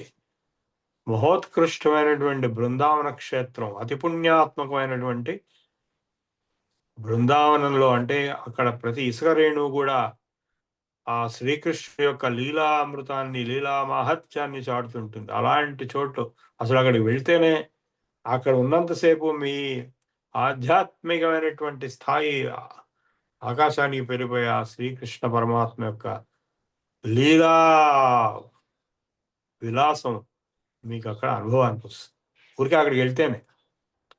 అటువంటి చోట వీళ్ళు యూనివర్సిటీ పెట్టడం ఆశ్చర్యకరమైన విషయం. వాళ్ళు యూనివర్సిటీలో మామూలుగా ఇంజనీరింగ్, కామర్స్ ఇవన్నీ ఉన్నాయి. అండ్ ఇవన్నీ కాక ఈ సబ్జెక్ట్స్ పెట్టడం, ఒక పెద్ద బిల్డింగ్, హాస్పిటల్ కట్టడం, ఆయుర్వేద హాస్పిటల్, దాని పక్కన పెద్ద బిల్డింగ్లో యోగా అండ్ న్యాచురోపతి అని చెప్పి ఇన్స్టిట్యూట్ పెట్టడం, అందులో వేల మంది స్టూడెంట్స్ ఉండటం, వాళ్ళందరినీ నేను ఉపన్యాసాలు ఇవ్వడం 3 రోజుల కిందట. శ్రీకృష్ణ పరమాత్మ చరించినటువంటి బృందావన క్షేత్రంలో రాధాకృష్ణుల యొక్క మహోన్నతమైనటువంటి లీలా మహత్యం అనేటువంటిది అక్కడ కనబడుతుంది ప్రస్ఫుటంగా. రాధే రాధే రాధే రాధే అని చెప్పి అక్కడ చెట్లు, గోడలు, మనుషులు, చివరికి రిక్షా వాళ్ళు కూడా గంట వేయకుండా రాధే రాధే అంటారు. ఫోన్ చేస్తే వాళ్ళు రాధే రాధే అని అంటారు కానీ హలో అని అనరు. అలాంటి నేను వెళ్ళంగానే, యూనివర్సిటీకి వెళ్ళంగానే నాకు స్వాగతం కింద ఒక శాలువా కప్పి అందులో రాధే రాధే రాధే అని రాసు. సో అటువంటి అద్భుతమైనటువంటి రాధ ఎవరు, కృష్ణుడు ఎవరు అని ఆలోచిస్తే రాధ ప్రకృతి, కృష్ణుడు పరమాత్మ, అర్ధనారీశ్వరుడి రూపంలో ఇద్దరు ఒకటే. సో మీకు కొద్దిగా బర్డ్స్ ఐ వ్యూ ఇచ్చాను. ఈ భగవద్గీతలోనే పురాణాలు ముఖ్యమైన పురాణం, అన్నిటికంటే ముఖ్యమైన పురాణం నా ఉద్దేశం భాగవత పురాణం. భాగవత పురాణంలోనే ఈ భక్తి యోగం అనేటువంటిది, భక్తి వేదాంత సిద్ధాంతం అనేటువంటిది అద్వైతంగానే చెప్పబడింది. భక్తి అనే ద్వైతం అయినప్పటికీ అద్వైతంగా పరిణతి చెందుతుంది. రాధాకృష్ణుడు వేరు కాదు, ఇద్దరు ఒకటే అయినట్టుగా జీవుడు భగవంతుడు, భక్తుడు భగవంతుడు వేరు కాదు. మొదట్లో వేరుగా ఉన్నప్పటికీ ఇద్దరు ఒకటే. అంటే ఆత్మ పరమాత్మ వేరు కాదు. ఆత్మయందు పరమాత్మని పొడగొడుతూ, అంటే ఆత్మయందు పరమాత్మని చూసినప్పుడు అది మోక్ష స్థితి. జీవాత్మ పరమాత్మ సంయోగ ఏవ యోగ అని యోగశాస్త్రానికి నిర్వచనం ఉంది. సో ఈ భక్తి యోగం అనేటువంటిది చాలా ఉత్కృష్టమైంది. భక్తి ద్వారా జ్ఞానము, జ్ఞానం ద్వారా మోక్షము. జ్ఞాన యోగం అనేటువంటి వేదాంత మార్గం ఏదైతుందో ఆఖరి దర్శనం, వేదాంత దర్శనంలో మొట్టమొదటి సిద్ధాంతం అద్వైత సిద్ధాంతం. ఆది శంకరాచార్యుల వారు శంకరం శంకరాచార్యం కేశవం బాదరాయణం సూత్రభాష్యకృతో వందే భగవంతో పునః పునః అని చదివాం కదా. అంటే శంకరుడు అయినటువంటి శంకరాచార్యుడు, విష్ణు అయినటువంటి వ్యాసుడు, బాదరాయణుడు, వీళ్ళు ఒకరికొకరు సపోర్ట్గా, మీరు ఏ కాలంలో ఏ పురాణంలో చూసినా ఒకరికొకరు కాంప్లిమెంటరీ, సప్లిమెంటరీ, సపోర్ట్ ఫంక్షన్లో ఉంటారు. ఎవరు? శివకేశవుడు. ఇక్కడ శంకరాచార్యుడు ఎవరు? శివుడి యొక్క అవతారం. వ్యాస భగవానుడు ఎవరు? విష్ణు యొక్క అవతారం. శంకరం శంకరాచార్యం కేశవం బాదరాయణం సూత్రభాష్యకృతో వందే. ఒక పక్కన వ్యాసుడు వారు సూత్రాలు రాస్తే దాని భాష్యం శంకరాచార్యులు గారు రాశారు. సో ఇట్లా ఈ వేదాంత దర్శనంలో అద్వైత సిద్ధాంతం శంకరాచార్యులు గారు చెప్పగా, ఆ అద్వైత సిద్ధాంతంలో ఏం చెప్పారు? మహావాక్యముల యొక్క తత్వజ్ఞాన బోధే అద్వైత సిద్ధాంతం. మహావాక్యములు నాలుగు వేదాలకు ఉన్నాయి. సర్వం ఖల్విదం బ్రహ్మ లేదా ప్రజ్ఞానం బ్రహ్మ, అయమాత్మా బ్రహ్మ, తత్వమసి, అహం బ్రహ్మాస్మి. 4 వేదాలకి 4. ఈ 4 ఎవరికైతే అవగాహన వస్తాయో, అంటే 4 వేదాలు వచ్చినంతే, 4 వేదాలు ఉపనిషత్తులు 108 ఉపనిషత్తులు వచ్చినట్టే,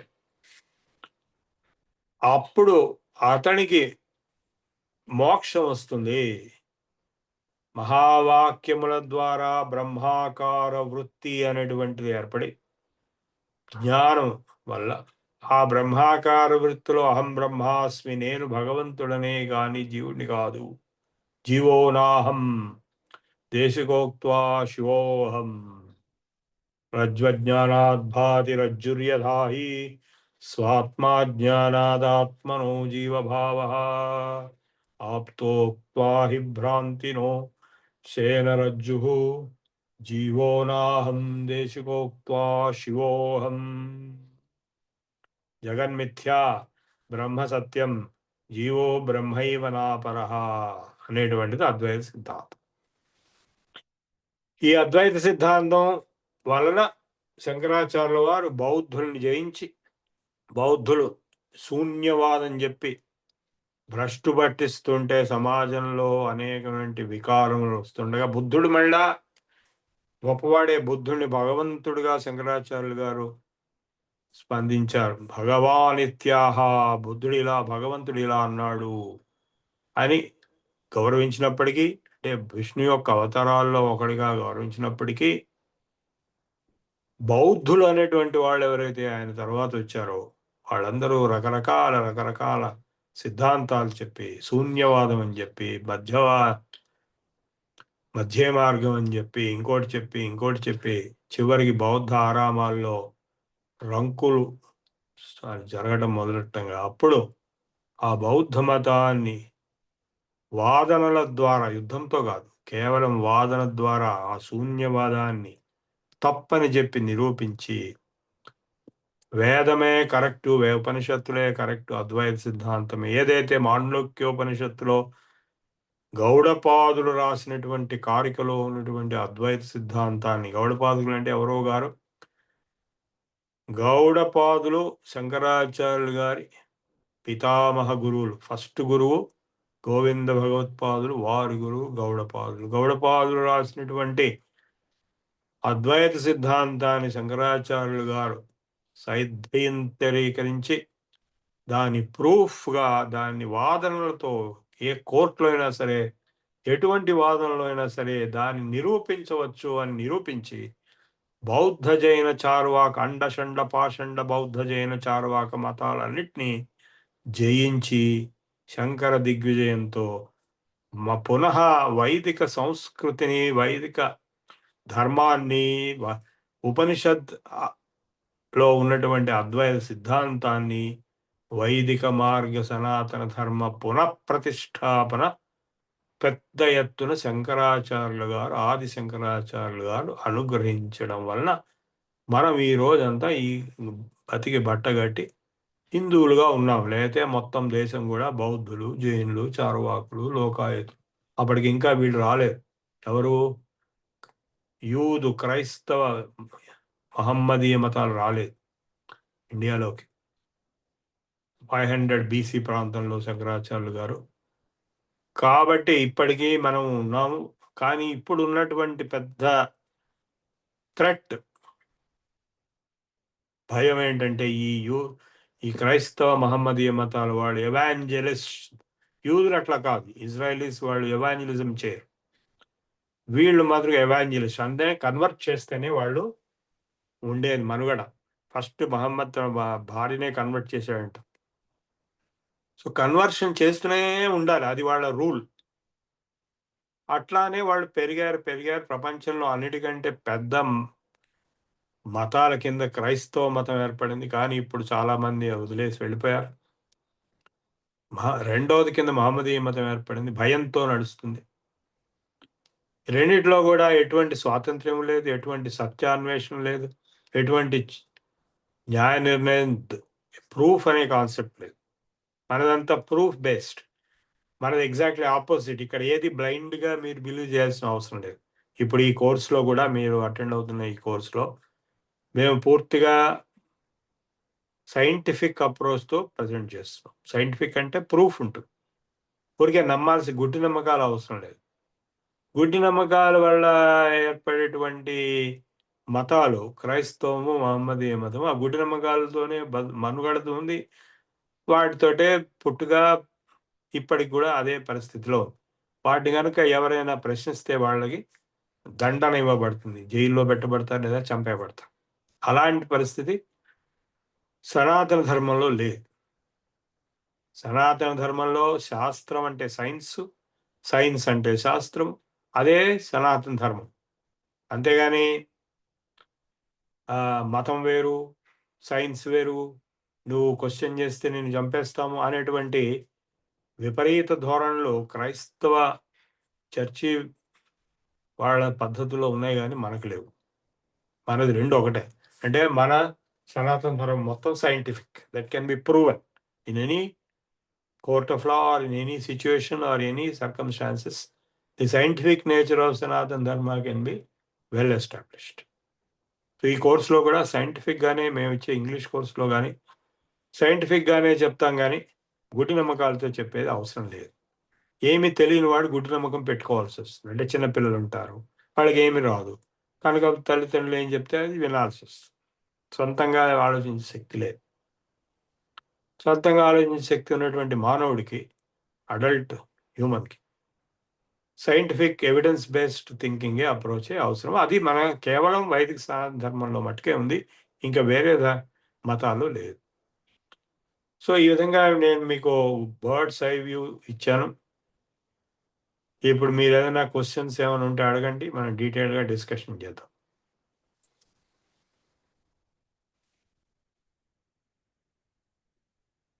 ఓకే, ధన్యవాదాలండి Prabhu garu. Now we go by the questions by Telugu section కాబట్టి ఎవరైతే చేతులు ఎత్తారో వాళ్ళని వరుసగా పిలిచి వాళ్ళ చేత వాళ్ళ ప్రశ్నలు అడుగుదాం. చెట్పల్లి శ్రీధర్ గారు, మీరు మీ ప్రశ్న అడగండి. అన్మ్యూట్ చేసుకోండి ముందర అడగండి. నమస్కారం గురుగారు. మీరు ఇప్పుడు గౌడపాదులు అని శంకరాచార్య గారి గురించి చెప్తున్నారు. ఆ గౌడపాదులు గారు పద్మపాదులు ఒకడా లేదా వేరు వేరా? Totally different. పద్మపాదులు అనేవారు శంకరాచార్య గారి శిష్యుడు. ఓకే, అదే ఆయన నడుస్తుంటే పద్మ పాదాలు వచ్చాయని. ఆ నలుగురు ఉంటారు చూసారా ఆయన చుట్టూరు, అందులో ఆయన ఒకడు. ఓకే, ఈ 4 మండలాల్లో పెట్టిన వాళ్ళు ఆయన ఒకడు. ఓకే, గౌడపాదులు అంటే శంకరాచార్య గారు గురువు గారు. అచ్చా, గురువు గారు. Okay okay okay, thank you. Okay, B Vasudevamurthy garu. గురువు గారి పాదాభివందనం సార్. 2 డౌట్స్ ఉన్నాయా సార్? ఒకటి, మనకి కపిలుడు ఇద్దరు ఉన్నారని చెప్పి నేను విన్నాను సార్. ఒకడేమో ప్రకృతి పురుషుడి గురించి మాత్రమే చెప్తారు, ఆయన నిరీశ్వరవాదం అయింది. ఇంకొకళ్ళది కృష్ణావతారం కపిలుడు అని ఒక చోట ఒక ప్రస్తావనలో విన్నాను సార్. అదొకటి డౌట్. రెండోది ఇలాంటిదే సిమిలర్ డౌట్ ఏంటంటే, బుద్ధావతారం ఈ గౌతమ బుద్ధుడు ఒకటి, ఆయన మనకు చెప్పిన దశావతారాల్లో బుద్ధుడు కాదు, ఈ బుద్ధావతారంలో వేరు, అసలు బుద్ధుడు వేరు, దశావతారంలో ఉన్న బుద్ధుడు వేరు అని చెప్పి ఒక వాదన ఉంది. అదొకటి విన్నాను. ఇక మూడో డౌట్ ఏంటంటే సార్, ఇది మనకి వేదాల గురించి మనం అంటే నేను అసలు ఏం చదవలేదు, కానీ మనకి ఎక్కువగా అర్థమవుతుంది ఏంటంటే అంత అద్వైతం గురించే చెప్తారు కదా.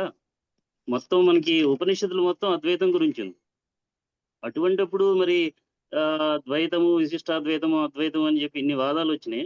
మనం అద్వైతాన్నే ఫాలో అవ్వాలి లెక్క ప్రకారం. అదొకటి క్లియర్ చేయగలరు. 4వది సార్, గౌడపాదులు అజాతవాదం అని చెప్పి ఒకటి చెప్పారు, ఒక వాదం. అది కొంచెం మీరు ఎప్పుడైనా, ఇప్పుడు కాకపోయినా ఎప్పుడైనా మీకు టైం ఉన్న రోజు మాకు వివరించగలరు.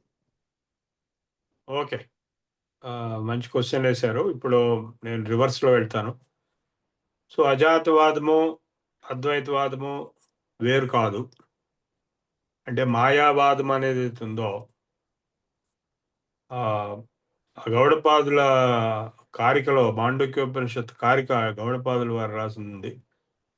అందులో వారు క్లియర్గా వైతథ్య ప్రకరణం అని, అంటే ఈ మాయా అనే కాన్సెప్ట్కి శంకరాచార్యులు గారు మాయావాదంతో ఏదైతే బౌద్ధుల్ని, జైనుల్ని అందరినీ ఓడించారో, ఆయా మాయావాదాన్ని వైతథ్యవాదం అని చెప్పి, అంటే తథ్యం కాంది, నిజం కాంది అని ఒక వైతథ్య ప్రకరణం మాండూక్యోపనిషత్తు కారికలో గౌడపాదుల వారి ఇవ్వడం జరిగింది. కాబట్టి రెండు ఒకటే. అద్వైత సిద్ధాంతంలోనే అజాతవాదం అనేది ఒక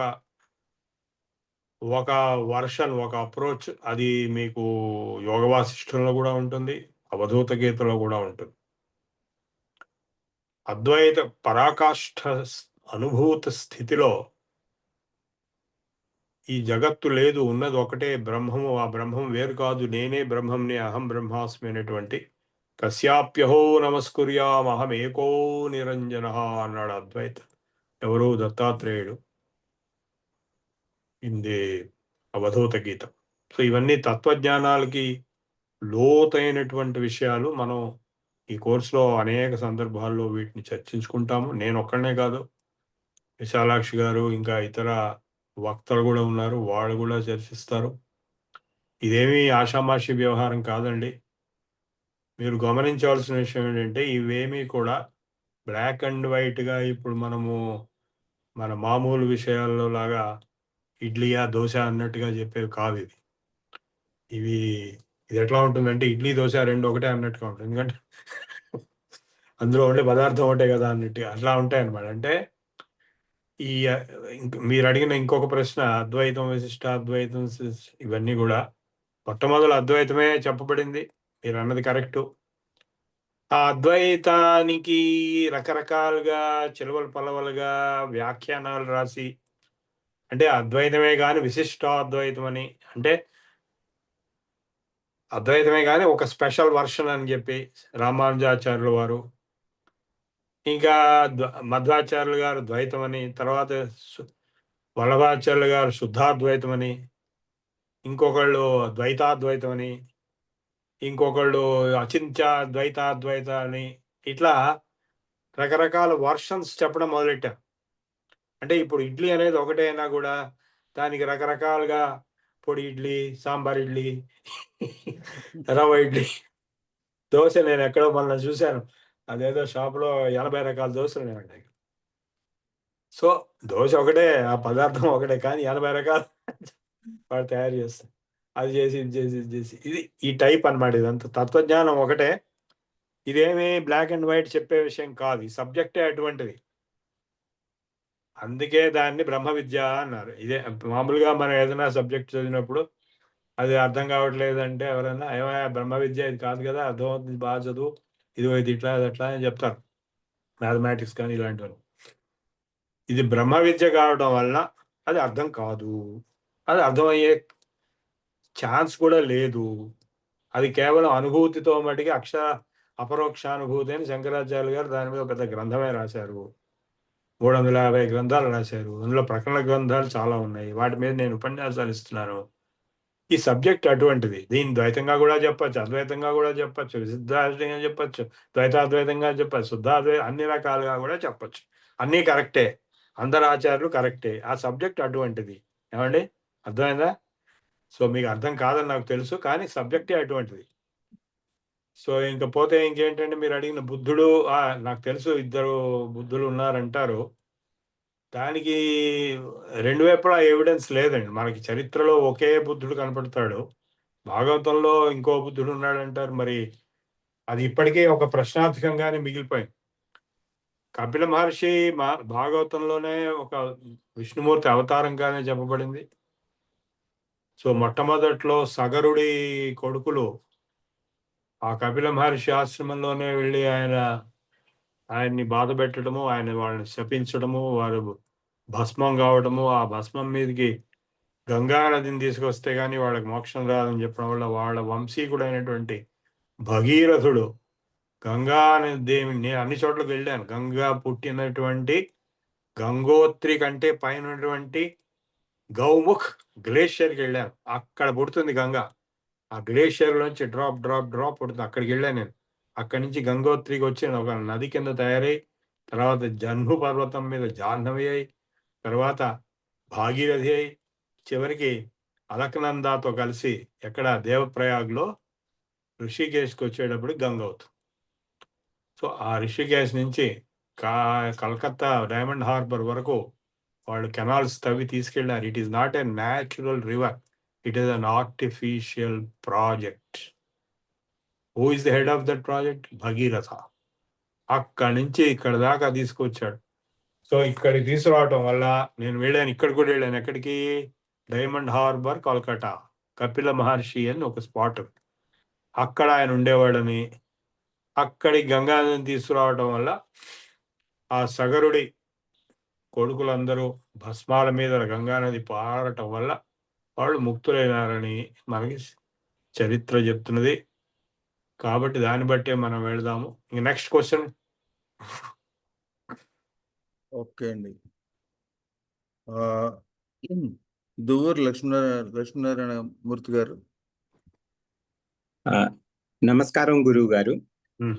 చాలా చాలా సంతోషం అండి మిమ్మల్ని చూడడం, మీ చెప్పింది వినడం.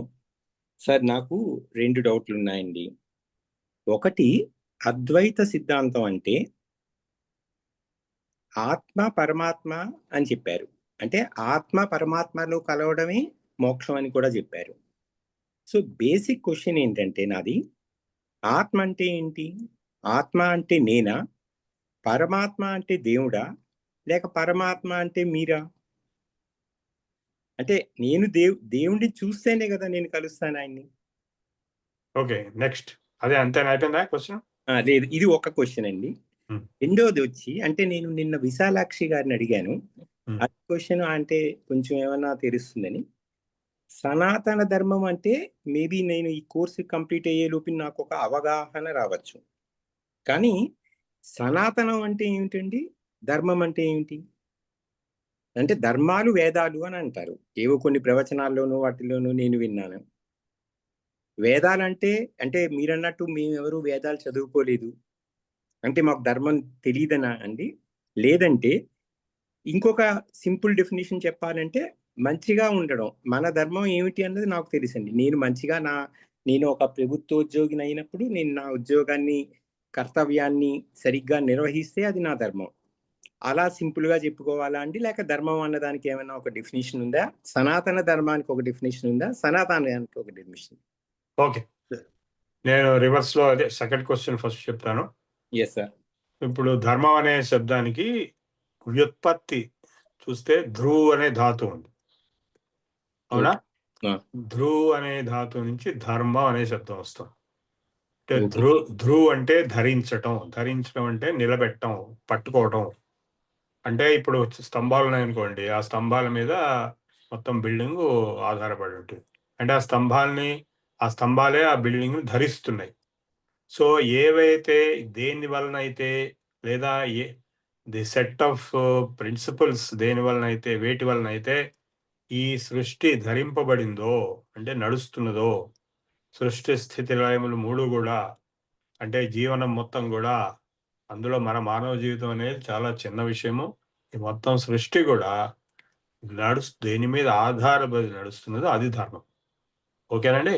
సో సనాతనం అంటే ఎప్పటికీ ఉండేది, ఎంతో ప్రాచీనమైంది, ఆర్వాచీనమైంది, ఆధునికమైంది, భవిష్యత్తులో కూడా ఉండేది.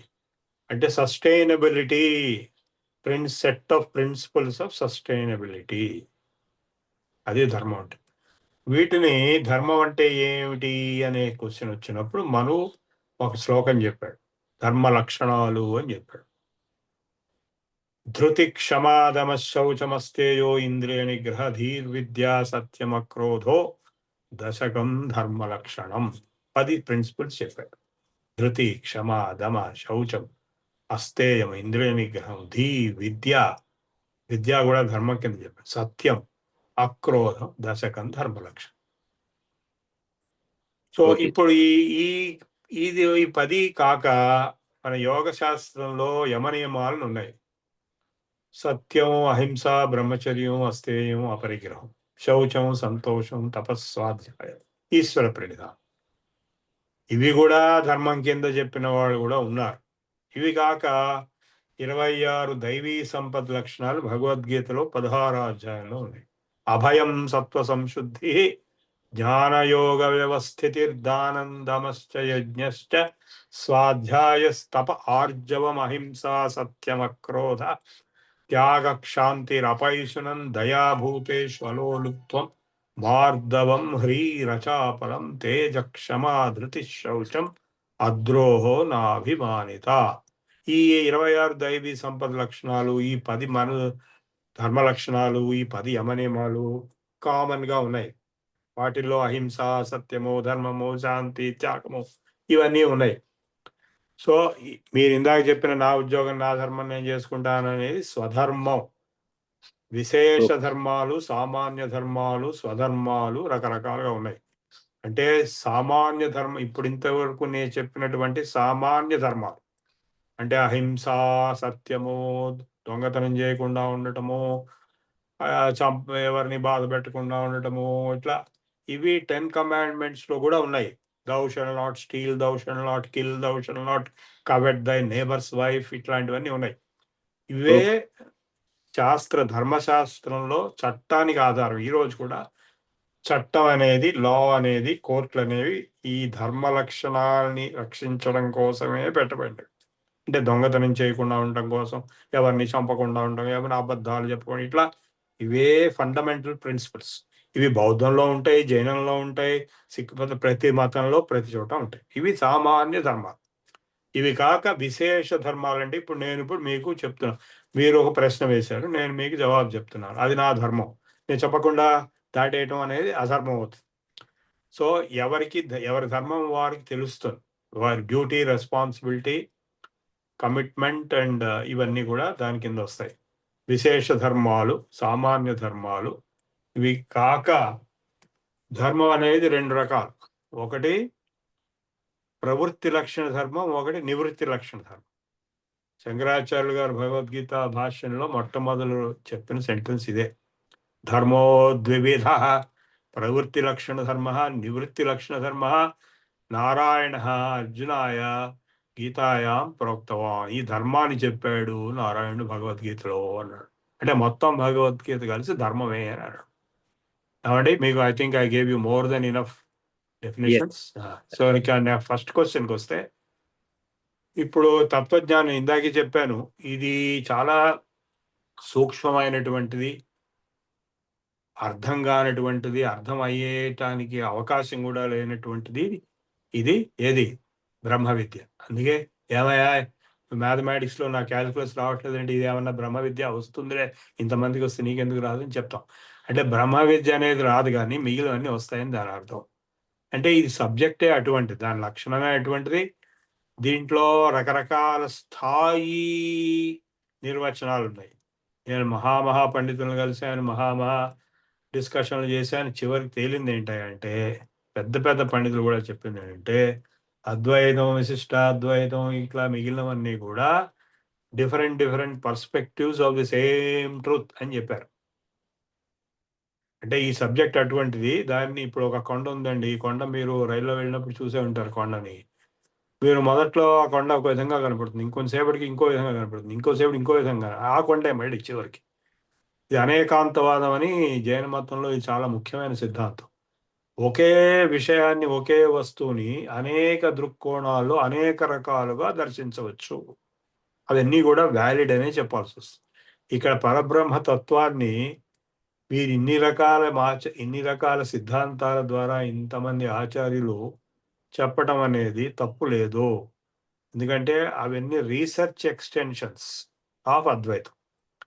అంటే ఇప్పుడు నేను అనే తత్వం, మీరు ఇందాక ఆ క్వశ్చన్ కూడా వేశారు, జాగ్రత్తగా వినండి, తర్వాత మీరు మళ్ళా ఆలోచించుకోండి. దీని మీద చాలా డిస్కషన్లు, చాలా లెక్చర్స్ ఉంటాయి ఫ్యూచర్లో కూడా. నేను లేను అని మీరు చెప్పగలరా? లేదు సార్, చెప్పలేను. నేను ఉన్నానని చెప్పాల్సి, ఎవరైనా సరే, మీరే కాదు, మీరు సరే, మీరు చాలా మంచివాళ్ళు, మా కోర్స్ అటెండ్ అవుతున్నారు. ఈ కోర్స్ అటెండ్ కాని వాళ్ళు చాలా మంది ఉన్నారు బయట. వాళ్ళు కూడా నేను లేను అని చెప్పలేడు. అవును సార్. సో నేను ఉన్నానంటే సత్. మరి ఉన్నప్పుడు మరి నువ్వెవరు? చైతన్యమా, జడమా? నువ్వు టేబుల్ లాగా జడంగా ఉన్నావా, చైతన్యంగా ఉన్నావా? చైతన్యమేనని చెప్పాల్సి వస్తుంది. తెలివి, చిత్, సత్, చిత్. మూడోది ఆనందం. అంటే ఇప్పుడు చిన్నపిల్లలు, వాళ్ళకి ఏమీ తెలియకపోయినా, మాటలు రాకపోయినా ఆనందంగా ఉంటారు. మీరు కూడా ఒకప్పుడు చిన్నపిల్లలు ఉన్నారా లేరా? అప్పుడు ఆనందంగా ఉన్నారు కదా. ఇప్పుడు ఎందుకు లేరంటే అది పోయింది అనుకోండి, అనేక కారణాలు దానికి. బట్ ఒరిజినల్ గా అప్పుడప్పుడు ఇప్పటికి కూడా కొంత ఆనందం వస్తుంది. అంటే ఒరిజినల్ గా ఆనంద స్వరూపం, కానీ గ్రాడ్యువల్ గా దుఃఖ స్వరూపం కింద తయారై కేవలం అప్పుడప్పుడు ఆనందం కింద తయారవుతుంది. కానీ ఆనందం నా స్వరూపం, సచ్చిదానందం అనేటువంటిది నా స్వరూపం. ఏమంటే నా అంటే నాది ఒకటే కాదు, మీది కూడా, చీమది కూడా. చీమ కూడా నేను చీమ అనుకోదు, నేను అనుకుంటుంది అంతే. ఇప్పుడు కుక్క కూడా నేను కుక్కనే అనుకోదు. మీరు కూడా నేను ఫలానా మీ పేరు చెప్పుకోదు, బయట వాళ్ళు అంటారు ఆ పేరు. సో నేను అనే చైతన్యం చీమలో, బ్రహ్మ కూడా నేను అనుకుంటాడు, కానీ నేను బ్రహ్మని అనుకోడు. సో చీమలో, బ్రహ్మలో, శివ కేశవాదులలో ప్రేమ మీర నిండి ఉండడి ఆత్మతత్వము, అదే రాముడు అని చెప్పి పేరు పెట్టాడు త్యాగయ్య. అట్లాగే రామదాసు, అంతా రామమయం, ఈ జగమంతా రామమయం, అంతరంగమున ఆత్మారాముడు అనంత రూపుడై వింతలు సలుపగా. చాలా జాగ్రత్తగా అర్థం చేసుకోవాలి. నేను అనే తత్వం లోపల ఉన్నది, బయట అంత మొత్తం విశ్వంగా వింతలు చూపిస్తున్నది. అంతారామయం ఈ జగదంత. ఇది చాలా లోతైనటువంటి తత్వజ్ఞానం. మీకు ఈ జన్మలో అది లభిస్తే మోక్షం వస్తుంది, లేకపోతే నెక్స్ట్ జన్మ చూసుకోవచ్చు. Okay, bye. Next. Okay, thank you so much. Lakshmikant garu చాలా బ్రీఫ్ గా అడగండి, టైం ఎక్కువ లేదు. నమస్కారం గురువు గారు. ఈ మధ్య చదువుతుంటే 4 వేదాల్లో 60% ఆఫ్ ద శ్లోకాస్ కాలక్రమేణా humanity Hess last, we have lost అని చదివాను. అది నిజమేనా? ఇంకోటి మిగిలిన ఏదైతే మనకి ఇంకా యాక్సెసిబుల్ ఉందో అది గవర్నమెంట్ ఆఫ్ ఇండియా ఏదైనా ఇనిషియేటివ్స్ ప్రిజర్వ్ చేస్తున్నారు, డిజిటైజ్ చేసి ప్రిజర్వ్ చేసి ప్రాపగేట్ చేసి దాన్ని కాపాడుకోవడానికి ఏమన్నా ఎఫర్ట్స్ జరుగుతున్నాయి? అది నా ప్రశ్న. Thank you. ఓకే, 60 కాదండి, 90% పైగా పోయింది. ఓకే, సో పోయిందేదో పోయింది. ఇది కలియుగం, 5,000 సంవత్సరాలు అయింది కలియుగం మొదలై, ఇంకా చాలా ఉంది కలియుగం. సో ఈ మన్వంతరంలో అంటే కృత, త్రేత, ద్వాపర కలిగి 4 యుగాలు కలిపి ఒక మన్వంతరం. త్రేతాయుగంలో కృతయుగంలో ఉన్న వేద నిధి, జ్ఞాన నిధి ఇప్పుడు లేదు. ఇప్పుడు కేవలం ఒక అవశేషం మటుకుంది. మీరు శ్లోకం అనే మాట తప్పు వాడారు, నేను ఇందాక చెప్పాను. శ్లోకం అనేది వేదానికి బయట ఉన్న వాటిని శ్లోకాలు అన్నారు, వేదంలో ఉన్న వాటిని మంత్రాలు అన్నారు. సో ఈ వేద మంత్రాలు అనేవి ఇప్పుడు ఉన్నటువంటి ప్రస్తుతం అందరూ చదువుతున్నటువంటి, అంటే వేద పండితులు, ఘనాపాఠీలు చదువుతున్నటువంటి 4 వేదాల మంత్రాలు చాలామంది బుక్స్ ప్రింట్ చేశారు. అవన్నీ చాలా వరకు అర్థం కావు. దాని మీద కొన్ని వందల కామెంటరీస్ ఉన్నాయి, కానీ అర్థం కాదు. అర్థం అయ్యేందుకోసం కాదు వాళ్ళు చదివేది, వాళ్ళు చదివే వాళ్ళకే అర్థం కాదు, వాళ్ళు ఊరికే చదువుతారు అంతే.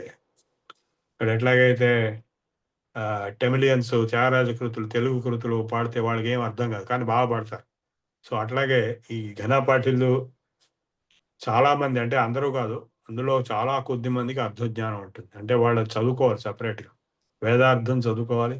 వేదార్థం చదువుకోవాలంటే వాళ్ళు షట్శాస్త్రాలు అంటే శిక్ష, కల్ప, వ్యాకరణ, చంద్రజ్యోతిష కాకుండా సాంగోపాంగంగా వేదం చదువుకోవాలంటే ఉపాంగాలు కూడా, దర్శనాలు కూడా, ఇవన్నీ ఒక పెద్ద ఓషన్ లాంటి సబ్జెక్ట్. అది వాళ్ళ జీవితాంతం ఒక 24 ఏళ్ళు, 25 ఏళ్ళు చదువుతారు వాళ్ళు, కాశీలో కానీ ఇక్కడ కానీ అక్కడ కానీ.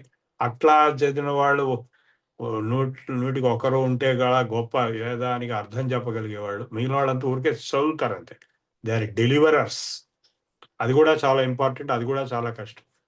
Government of India manuscript mission అని ఒకటి ఉంది. మీరు వేదాన్ని నాన్ వేదిక్ సాంస్క్రిట్ లిటరేచర్ అంతా కలిపి ప్యాకేజ్ డీల్గా ట్రీట్ చేస్తున్నారు. తప్పది. వేదం వేరు, మిగిలినదంతా వేరు. మిగిలినవే కొన్ని లక్షల శాస్త్రాలను, గ్రంథాలు ఉన్నాయన్నమాట. ఫర్ ఎగ్జాంపుల్, ఒక సరస్వతి మహల్ లైబ్రరీ అని తంజావూరులో ఉంది. అక్కడ 22,000 గ్రంథాలు ఉన్నాయి, తాళపత్ర గ్రంథాలు. అవి వేదం కాదు, అవి వేరే. అంటే ఆయుర్వేదము, యోగ శాస్త్రము, తంత్రశాస్త్రము, మంత్రశాస్త్రము, జ్యోతిష్ శాస్త్రం, ఇట్లా ఆ 22,000 గ్రంథాల్లో 150 మటుకు ప్రింట్ అయినాయి, మిగిలిన కాలేదు.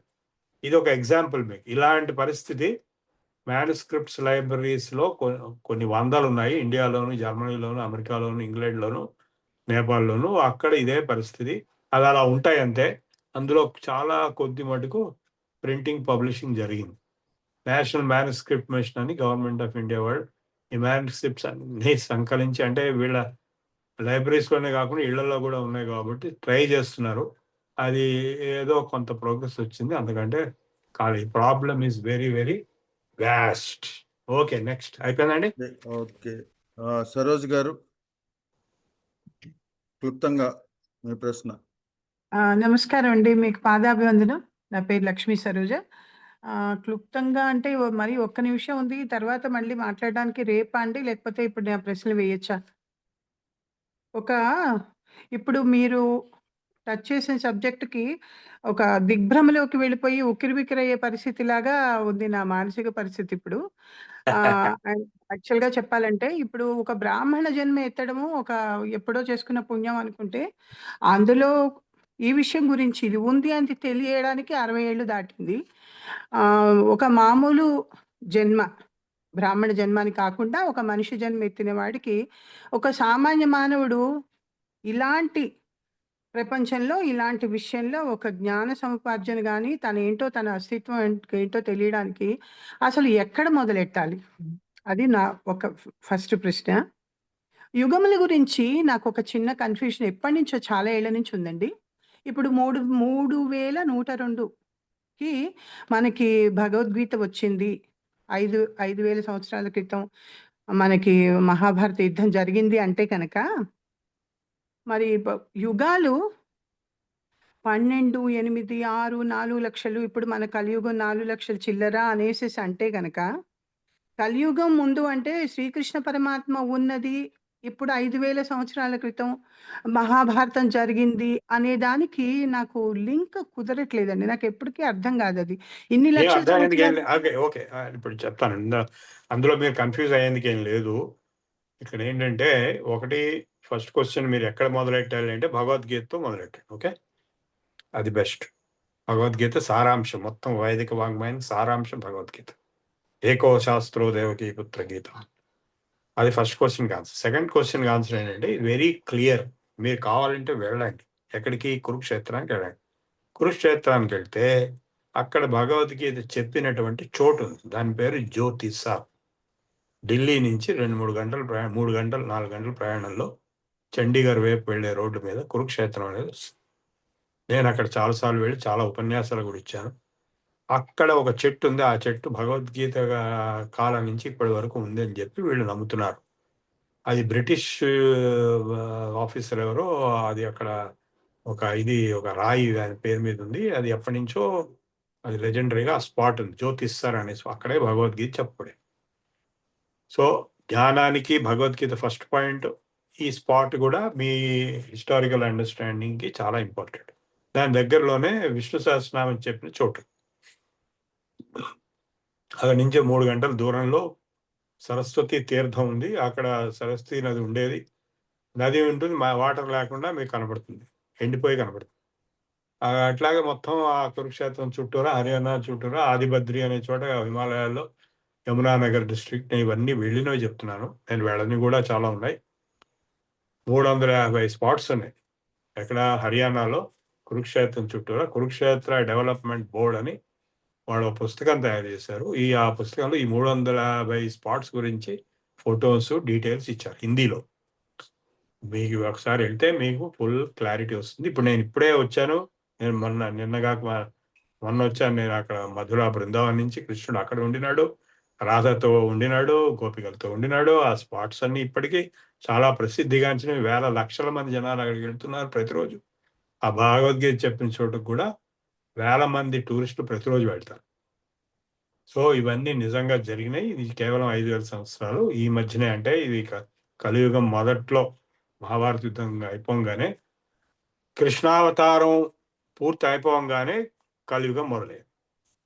ఇది 4,32,000 years ఉంటుందని శాస్త్రం. అంటే కొందరేమో ఈ ఫిగర్స్ తప్పు, ఇది 1200 అని కొందరు చెప్తారు. అది ఏది నిజమో ఏదో అబద్ధం ఎవరు గట్టిగా చెప్పలేరు. బట్ నార్మల్గా ఏంటంటే 4,32,000 years ఈ కలియుగం ఉంటుందని, దానికి డబల్ ద్వాపరయుగం ఉందని, దానికి 3 times త్రేతాయుగం ఉంటుందని, దానికి 4 times కృతయుగం ఉందని, 4:3:1 రేషియోలో ఉన్నాయి. మొత్తం కలిసి 18 లక్షల అదంతా లెక్క ఉంది. సో ఇప్పుడు కొందరు అనేది ఏంటంటే అది తప్పు ఇంటర్ప్రిటేషన్, దాన్ని రెడ్యూస్ చేసి 10 times 100 times కట్ చేసేసి డివైడ్ చేసి చెప్పాలి అని కొందరు అంటారు. అదంతా కాంట్రవర్షియల్ విషయము. ఏదైనప్పటికీ ఇది జరిగిన విషయాలు, జరిగిన చోట్లు, ఇది ఈ మధ్యనే కాబట్టి ఇది తెలిసిన విషయమే. ఇది కాక ఇంకా ప్రాచీనం అంటే రామావతారం. అంటే అయోధ్యలో నిజంగానే రాముడు ఉండినాడు, నిజంగానే పుట్టాడు, అక్కడ ఇప్పుడు టెంపుల్ కట్టారు, అది 1,00,000 సంవత్సరాలు అయిందని ఒక లెక్క, లేదు 17,000 BC అని చెప్పి ఒక కొందరు. సో ఇవన్నీ కాంట్రవర్షియల్ ఇష్యూస్. వాటి గురించి మీరు పెద్దగా పట్టించుకోవాల్సిన ప్రయోజనం లేదు. మీరు హిస్టరీ, ఆర్కియాలజీ ఇవన్నీ చదివే వాళ్ళైతే మీకు అందులో బాగా రీసెర్చ్ మెటీరియల్ దొరుకుతుంది. సరస్వతి నది మీద రీసెర్చ్, అందుకే నేను ఇవాళ దాని మీద మొదలెట్టాను. దర్శన్ లాల్ జైన్ అని ఒక ఆయన ఉన్నాడు, ఆ యమునా నగర్ డిస్ట్రిక్ట్లో ఉంటాడు. ఆయన జీవితం మొత్తం దీని మీద పెట్టాడు. ఆయనకి ఈ మధ్య గవర్నమెంట్ వాళ్ళు పద్మశ్రీయో పద్మభూషణ్ ఇచ్చారు. అక్కడ సరస్వతి నది ఎక్కడ ఉంది, ఎక్కడ ఎండిపోయింది, ఎక్కడ వెళ్ళింది, అదంతా ఆయన రీసెర్చ్ చేశాడు. సో మీరు ఒకసారి అక్కడికి వెళ్ళి ఇవన్నీ చూసి వస్తే మీకు పూర్తిగా క్లారిటీ వస్తుంది. ఓకే. అంటే మీరు చెప్పిన దాన్ని బట్టి అది ద్వాపరయుగం చివర, కలియుగం మొదలు కాబట్టి ఈ 5000 సంవత్సరాల్లో ఇది జరిగింది అని అర్థం చేసుకోవాలి. ఒక చిన్న ప్రశ్న అండి, నేను క్లుప్తంగా అడుగుతాను. శంకరాచార్యుల వారు పంచముడు ఎదురైన ఆ సంఘటన మనందరికీ తెలుసు కదా. ఇప్పుడు అంతా నేనే, సర్వము మొత్తం అణువణువు నుంచి అంతా నేనే అన్న దాంట్లో ఈ పద్ధతులు లేకపోవడాలు అనే విషయానికి ఏది సవ్యము, ఏది అపసవ్యం అని ఏ విధంగా నిర్ణయించబడుతుందండి? అంటే దేశకాలమాన పరిస్థితులను బట్టి, కాంటెక్స్ట్ని బట్టి నిర్ణయింపబడుతుంది. ఆయన ఏం చెప్పాడు మనీషా పంచకంలో, ఎవరైతే జాగ్రత్త స్వప్న సుషుప్తిషు స్ఫుటతరయా సమిద్దుజృంభతే యా బ్రహ్మాది పిపీలికాంతను సుప్రోత జగత్ సాక్షిణి సా ఏవాహం నచ దృష్టవస్తు ఇది దృఢ ప్రజ్ఞా యస్యాస్తి చేచ్చండాలోస్తు సతు ద్విజోస్తు గురురిత్యేషా మనీషా మమ. ఎవరైతే బ్రహ్మజ్ఞాన స్థితిలో బ్రాహ్మీభూతులై ఉంటారో వారు చండాళ్ళైనా ద్విజులైనా నాకు గురువులు అని కాళ్ళ మీద పడ్డాడు. అంతేగాని ఆ స్థితిలో అందరూ ఉండరు, అది చాలా కష్టమైన పని. సో బ్రాహ్మీ స్థితి అనేది అంటే 3 అవస్థలు, జాగ్రత్త అవస్థ, స్వప్నావస్థ, సుషుప్తి అవస్థలు, మూడిట్లో షట్లు అవుతున్న ఆత్మ చైతన్యం ఏదైతే ఉందో అది నేను నతు దృష్ట వస్తు, అంటే శరీరము ఫలానా ఇవన్నీ నేను కాదు అని బ్రహ్మజ్ఞానం ఎవరికైతే ఉందో వాళ్ళ గురించి చెప్పాడు. వాళ్ళకి ఇవేమి వర్తించవు, కానీ ప్రతిదీ కూడా రిలేటివ్ కాంటెక్స్ట్ని బట్టి వర్తిస్తుంది. ఇప్పుడు మీరు కాలేజీకి వెళ్ళారు, మీ కాలేజీలో మీరు ప్రొఫెసర్ అనుకోండి, అక్కడ మీకు professor, assistant professor, lecturer, principal అందరూ ఉంటారు. బయటకు వస్తే ఏం లేదు. సో కాంటెక్స్ట్ని బట్టి అంతా ఉంటుంది. మీరు హాస్పిటల్కి వెళ్ళారు అనుకోండి, అక్కడ డాక్టర్ గారే దేవుడు. అక్కడ డాక్టర్ గారు వచ్చాడు, డాక్టర్ గారు రాలేదు, ఇదే గోళ. సో బయటకు వస్తే ఏం లేదు, ఆయన ఎవడో మనం ఎవడో. సో ఇదేంటంటే everything is context dependent. So ధర్మం అనేది ఉంది, లేదని చెప్పడానికి లేదు. వర్ణాశ్రమ ధర్మం ఉంది, లేదని చెప్పడానికి లేదు. కానీ అద్వైత తత్వజ్ఞానంలో ఏమీ లేదు, అసలు ఏమీ లేదు. ఇదే కాదు, అసలు ఏమీ లేదు. దృష్ట మృషా సర్వమేతద్ మృషా సర్వం అని జగన్మిథ్యా అన్నారు. అది మనం మళ్ళీ మెల్లగా చదువుకుందాం తత్వజ్ఞానం ఉపనిషత్తులో. ఇంకా మీరు నా లెక్చర్స్ వినండి, యూట్యూబ్లో చాలా ఉన్నాయి. శంకరాచార్యులు గారు చెప్పినటువంటి ఉపదేశ ఇప్పుడు ప్రస్తుతం నేను చెప్పబోతున్నది, ఇప్పుడు మనం కంక్లూడ్ చేసింది శతశ్లోకే ఉంది. అంతకుముందు చాలా ఆత్మ బోధ ఉంది, అపరోక్ష అనుభూతి ఉంది, అట్లాగే వాక్య, ఇట్లా అనేక మహావాక్య దర్పణం అని కొత్తగా మొదలెడిపోతున్నాను.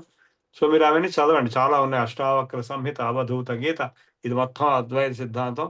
ఈ జన్మలో మీకు కొంతవరకు అయినా కూడా అవగాహన వస్తుంది, అదే చాలా గొప్ప విశేషం. జన్మధన్యం అయిపోతుంది. శతాధిక వందనాలండి. నమస్తే. ఓకే బాబు గారు. గురుగారు ఒక్క క్వశ్చన్ అండి. ఇప్పుడు ప్రశ్నలు లేవండి, ఇప్పుడు టైం దాటిపోయింది. దాని తర్వాత మళ్ళీ ఎప్పుడన్నా కలిసినప్పుడు తీసుకుందాం. క్షమించాలి బాబు గారు. ధన్యవాదాలండి ప్రభు గారు. ప్రభు గారు మనకి చాలా టాపిక్స్ చెప్తారు త్రూ అవుట్ ద కోర్స్. ఈ కోర్స్ మొత్తం అంతా సగం పీరియడ్స్ ఆనే తీసుకుంటారు. కాబట్టి మీరు నిరాశపడవలసిన పని లేదు. మీ క్వశ్చన్లన్నీ నిస్సందేహంగా అడగచ్చు. ఓకే, అది రాసి పెట్టుకోండి. ఇది కాకుండా ఇంకేమన్నా ఉంటాయి కూడా రాసి పెట్టుకోండి. తప్పకుండా చేద్దాం. అంటే మీరు విశాలాక్షి గారిని కూడా అడగచ్చు. ఆవిడ మా సోదరి సమూలాలు, మేము చాలా ఆప్తులము. సో ఎవరిని అడిగినా ఎవరు చెప్పినా అంతా కరెక్టే. అంతా కరెక్టేనండి. ఈ మూర్తి గారు కూడా నిన్న ఇదే ప్రశ్న ఆవిడని అడిగారు, అదే ఆన్సర్ వచ్చింది. మళ్ళీ మీరు కూడా అడిగారు. అడిగిన ప్రశ్నే మళ్ళీ అడగండి, అర్థం చేసుకోండి. అంటే ఆయన పరీక్షిస్తున్నాడు.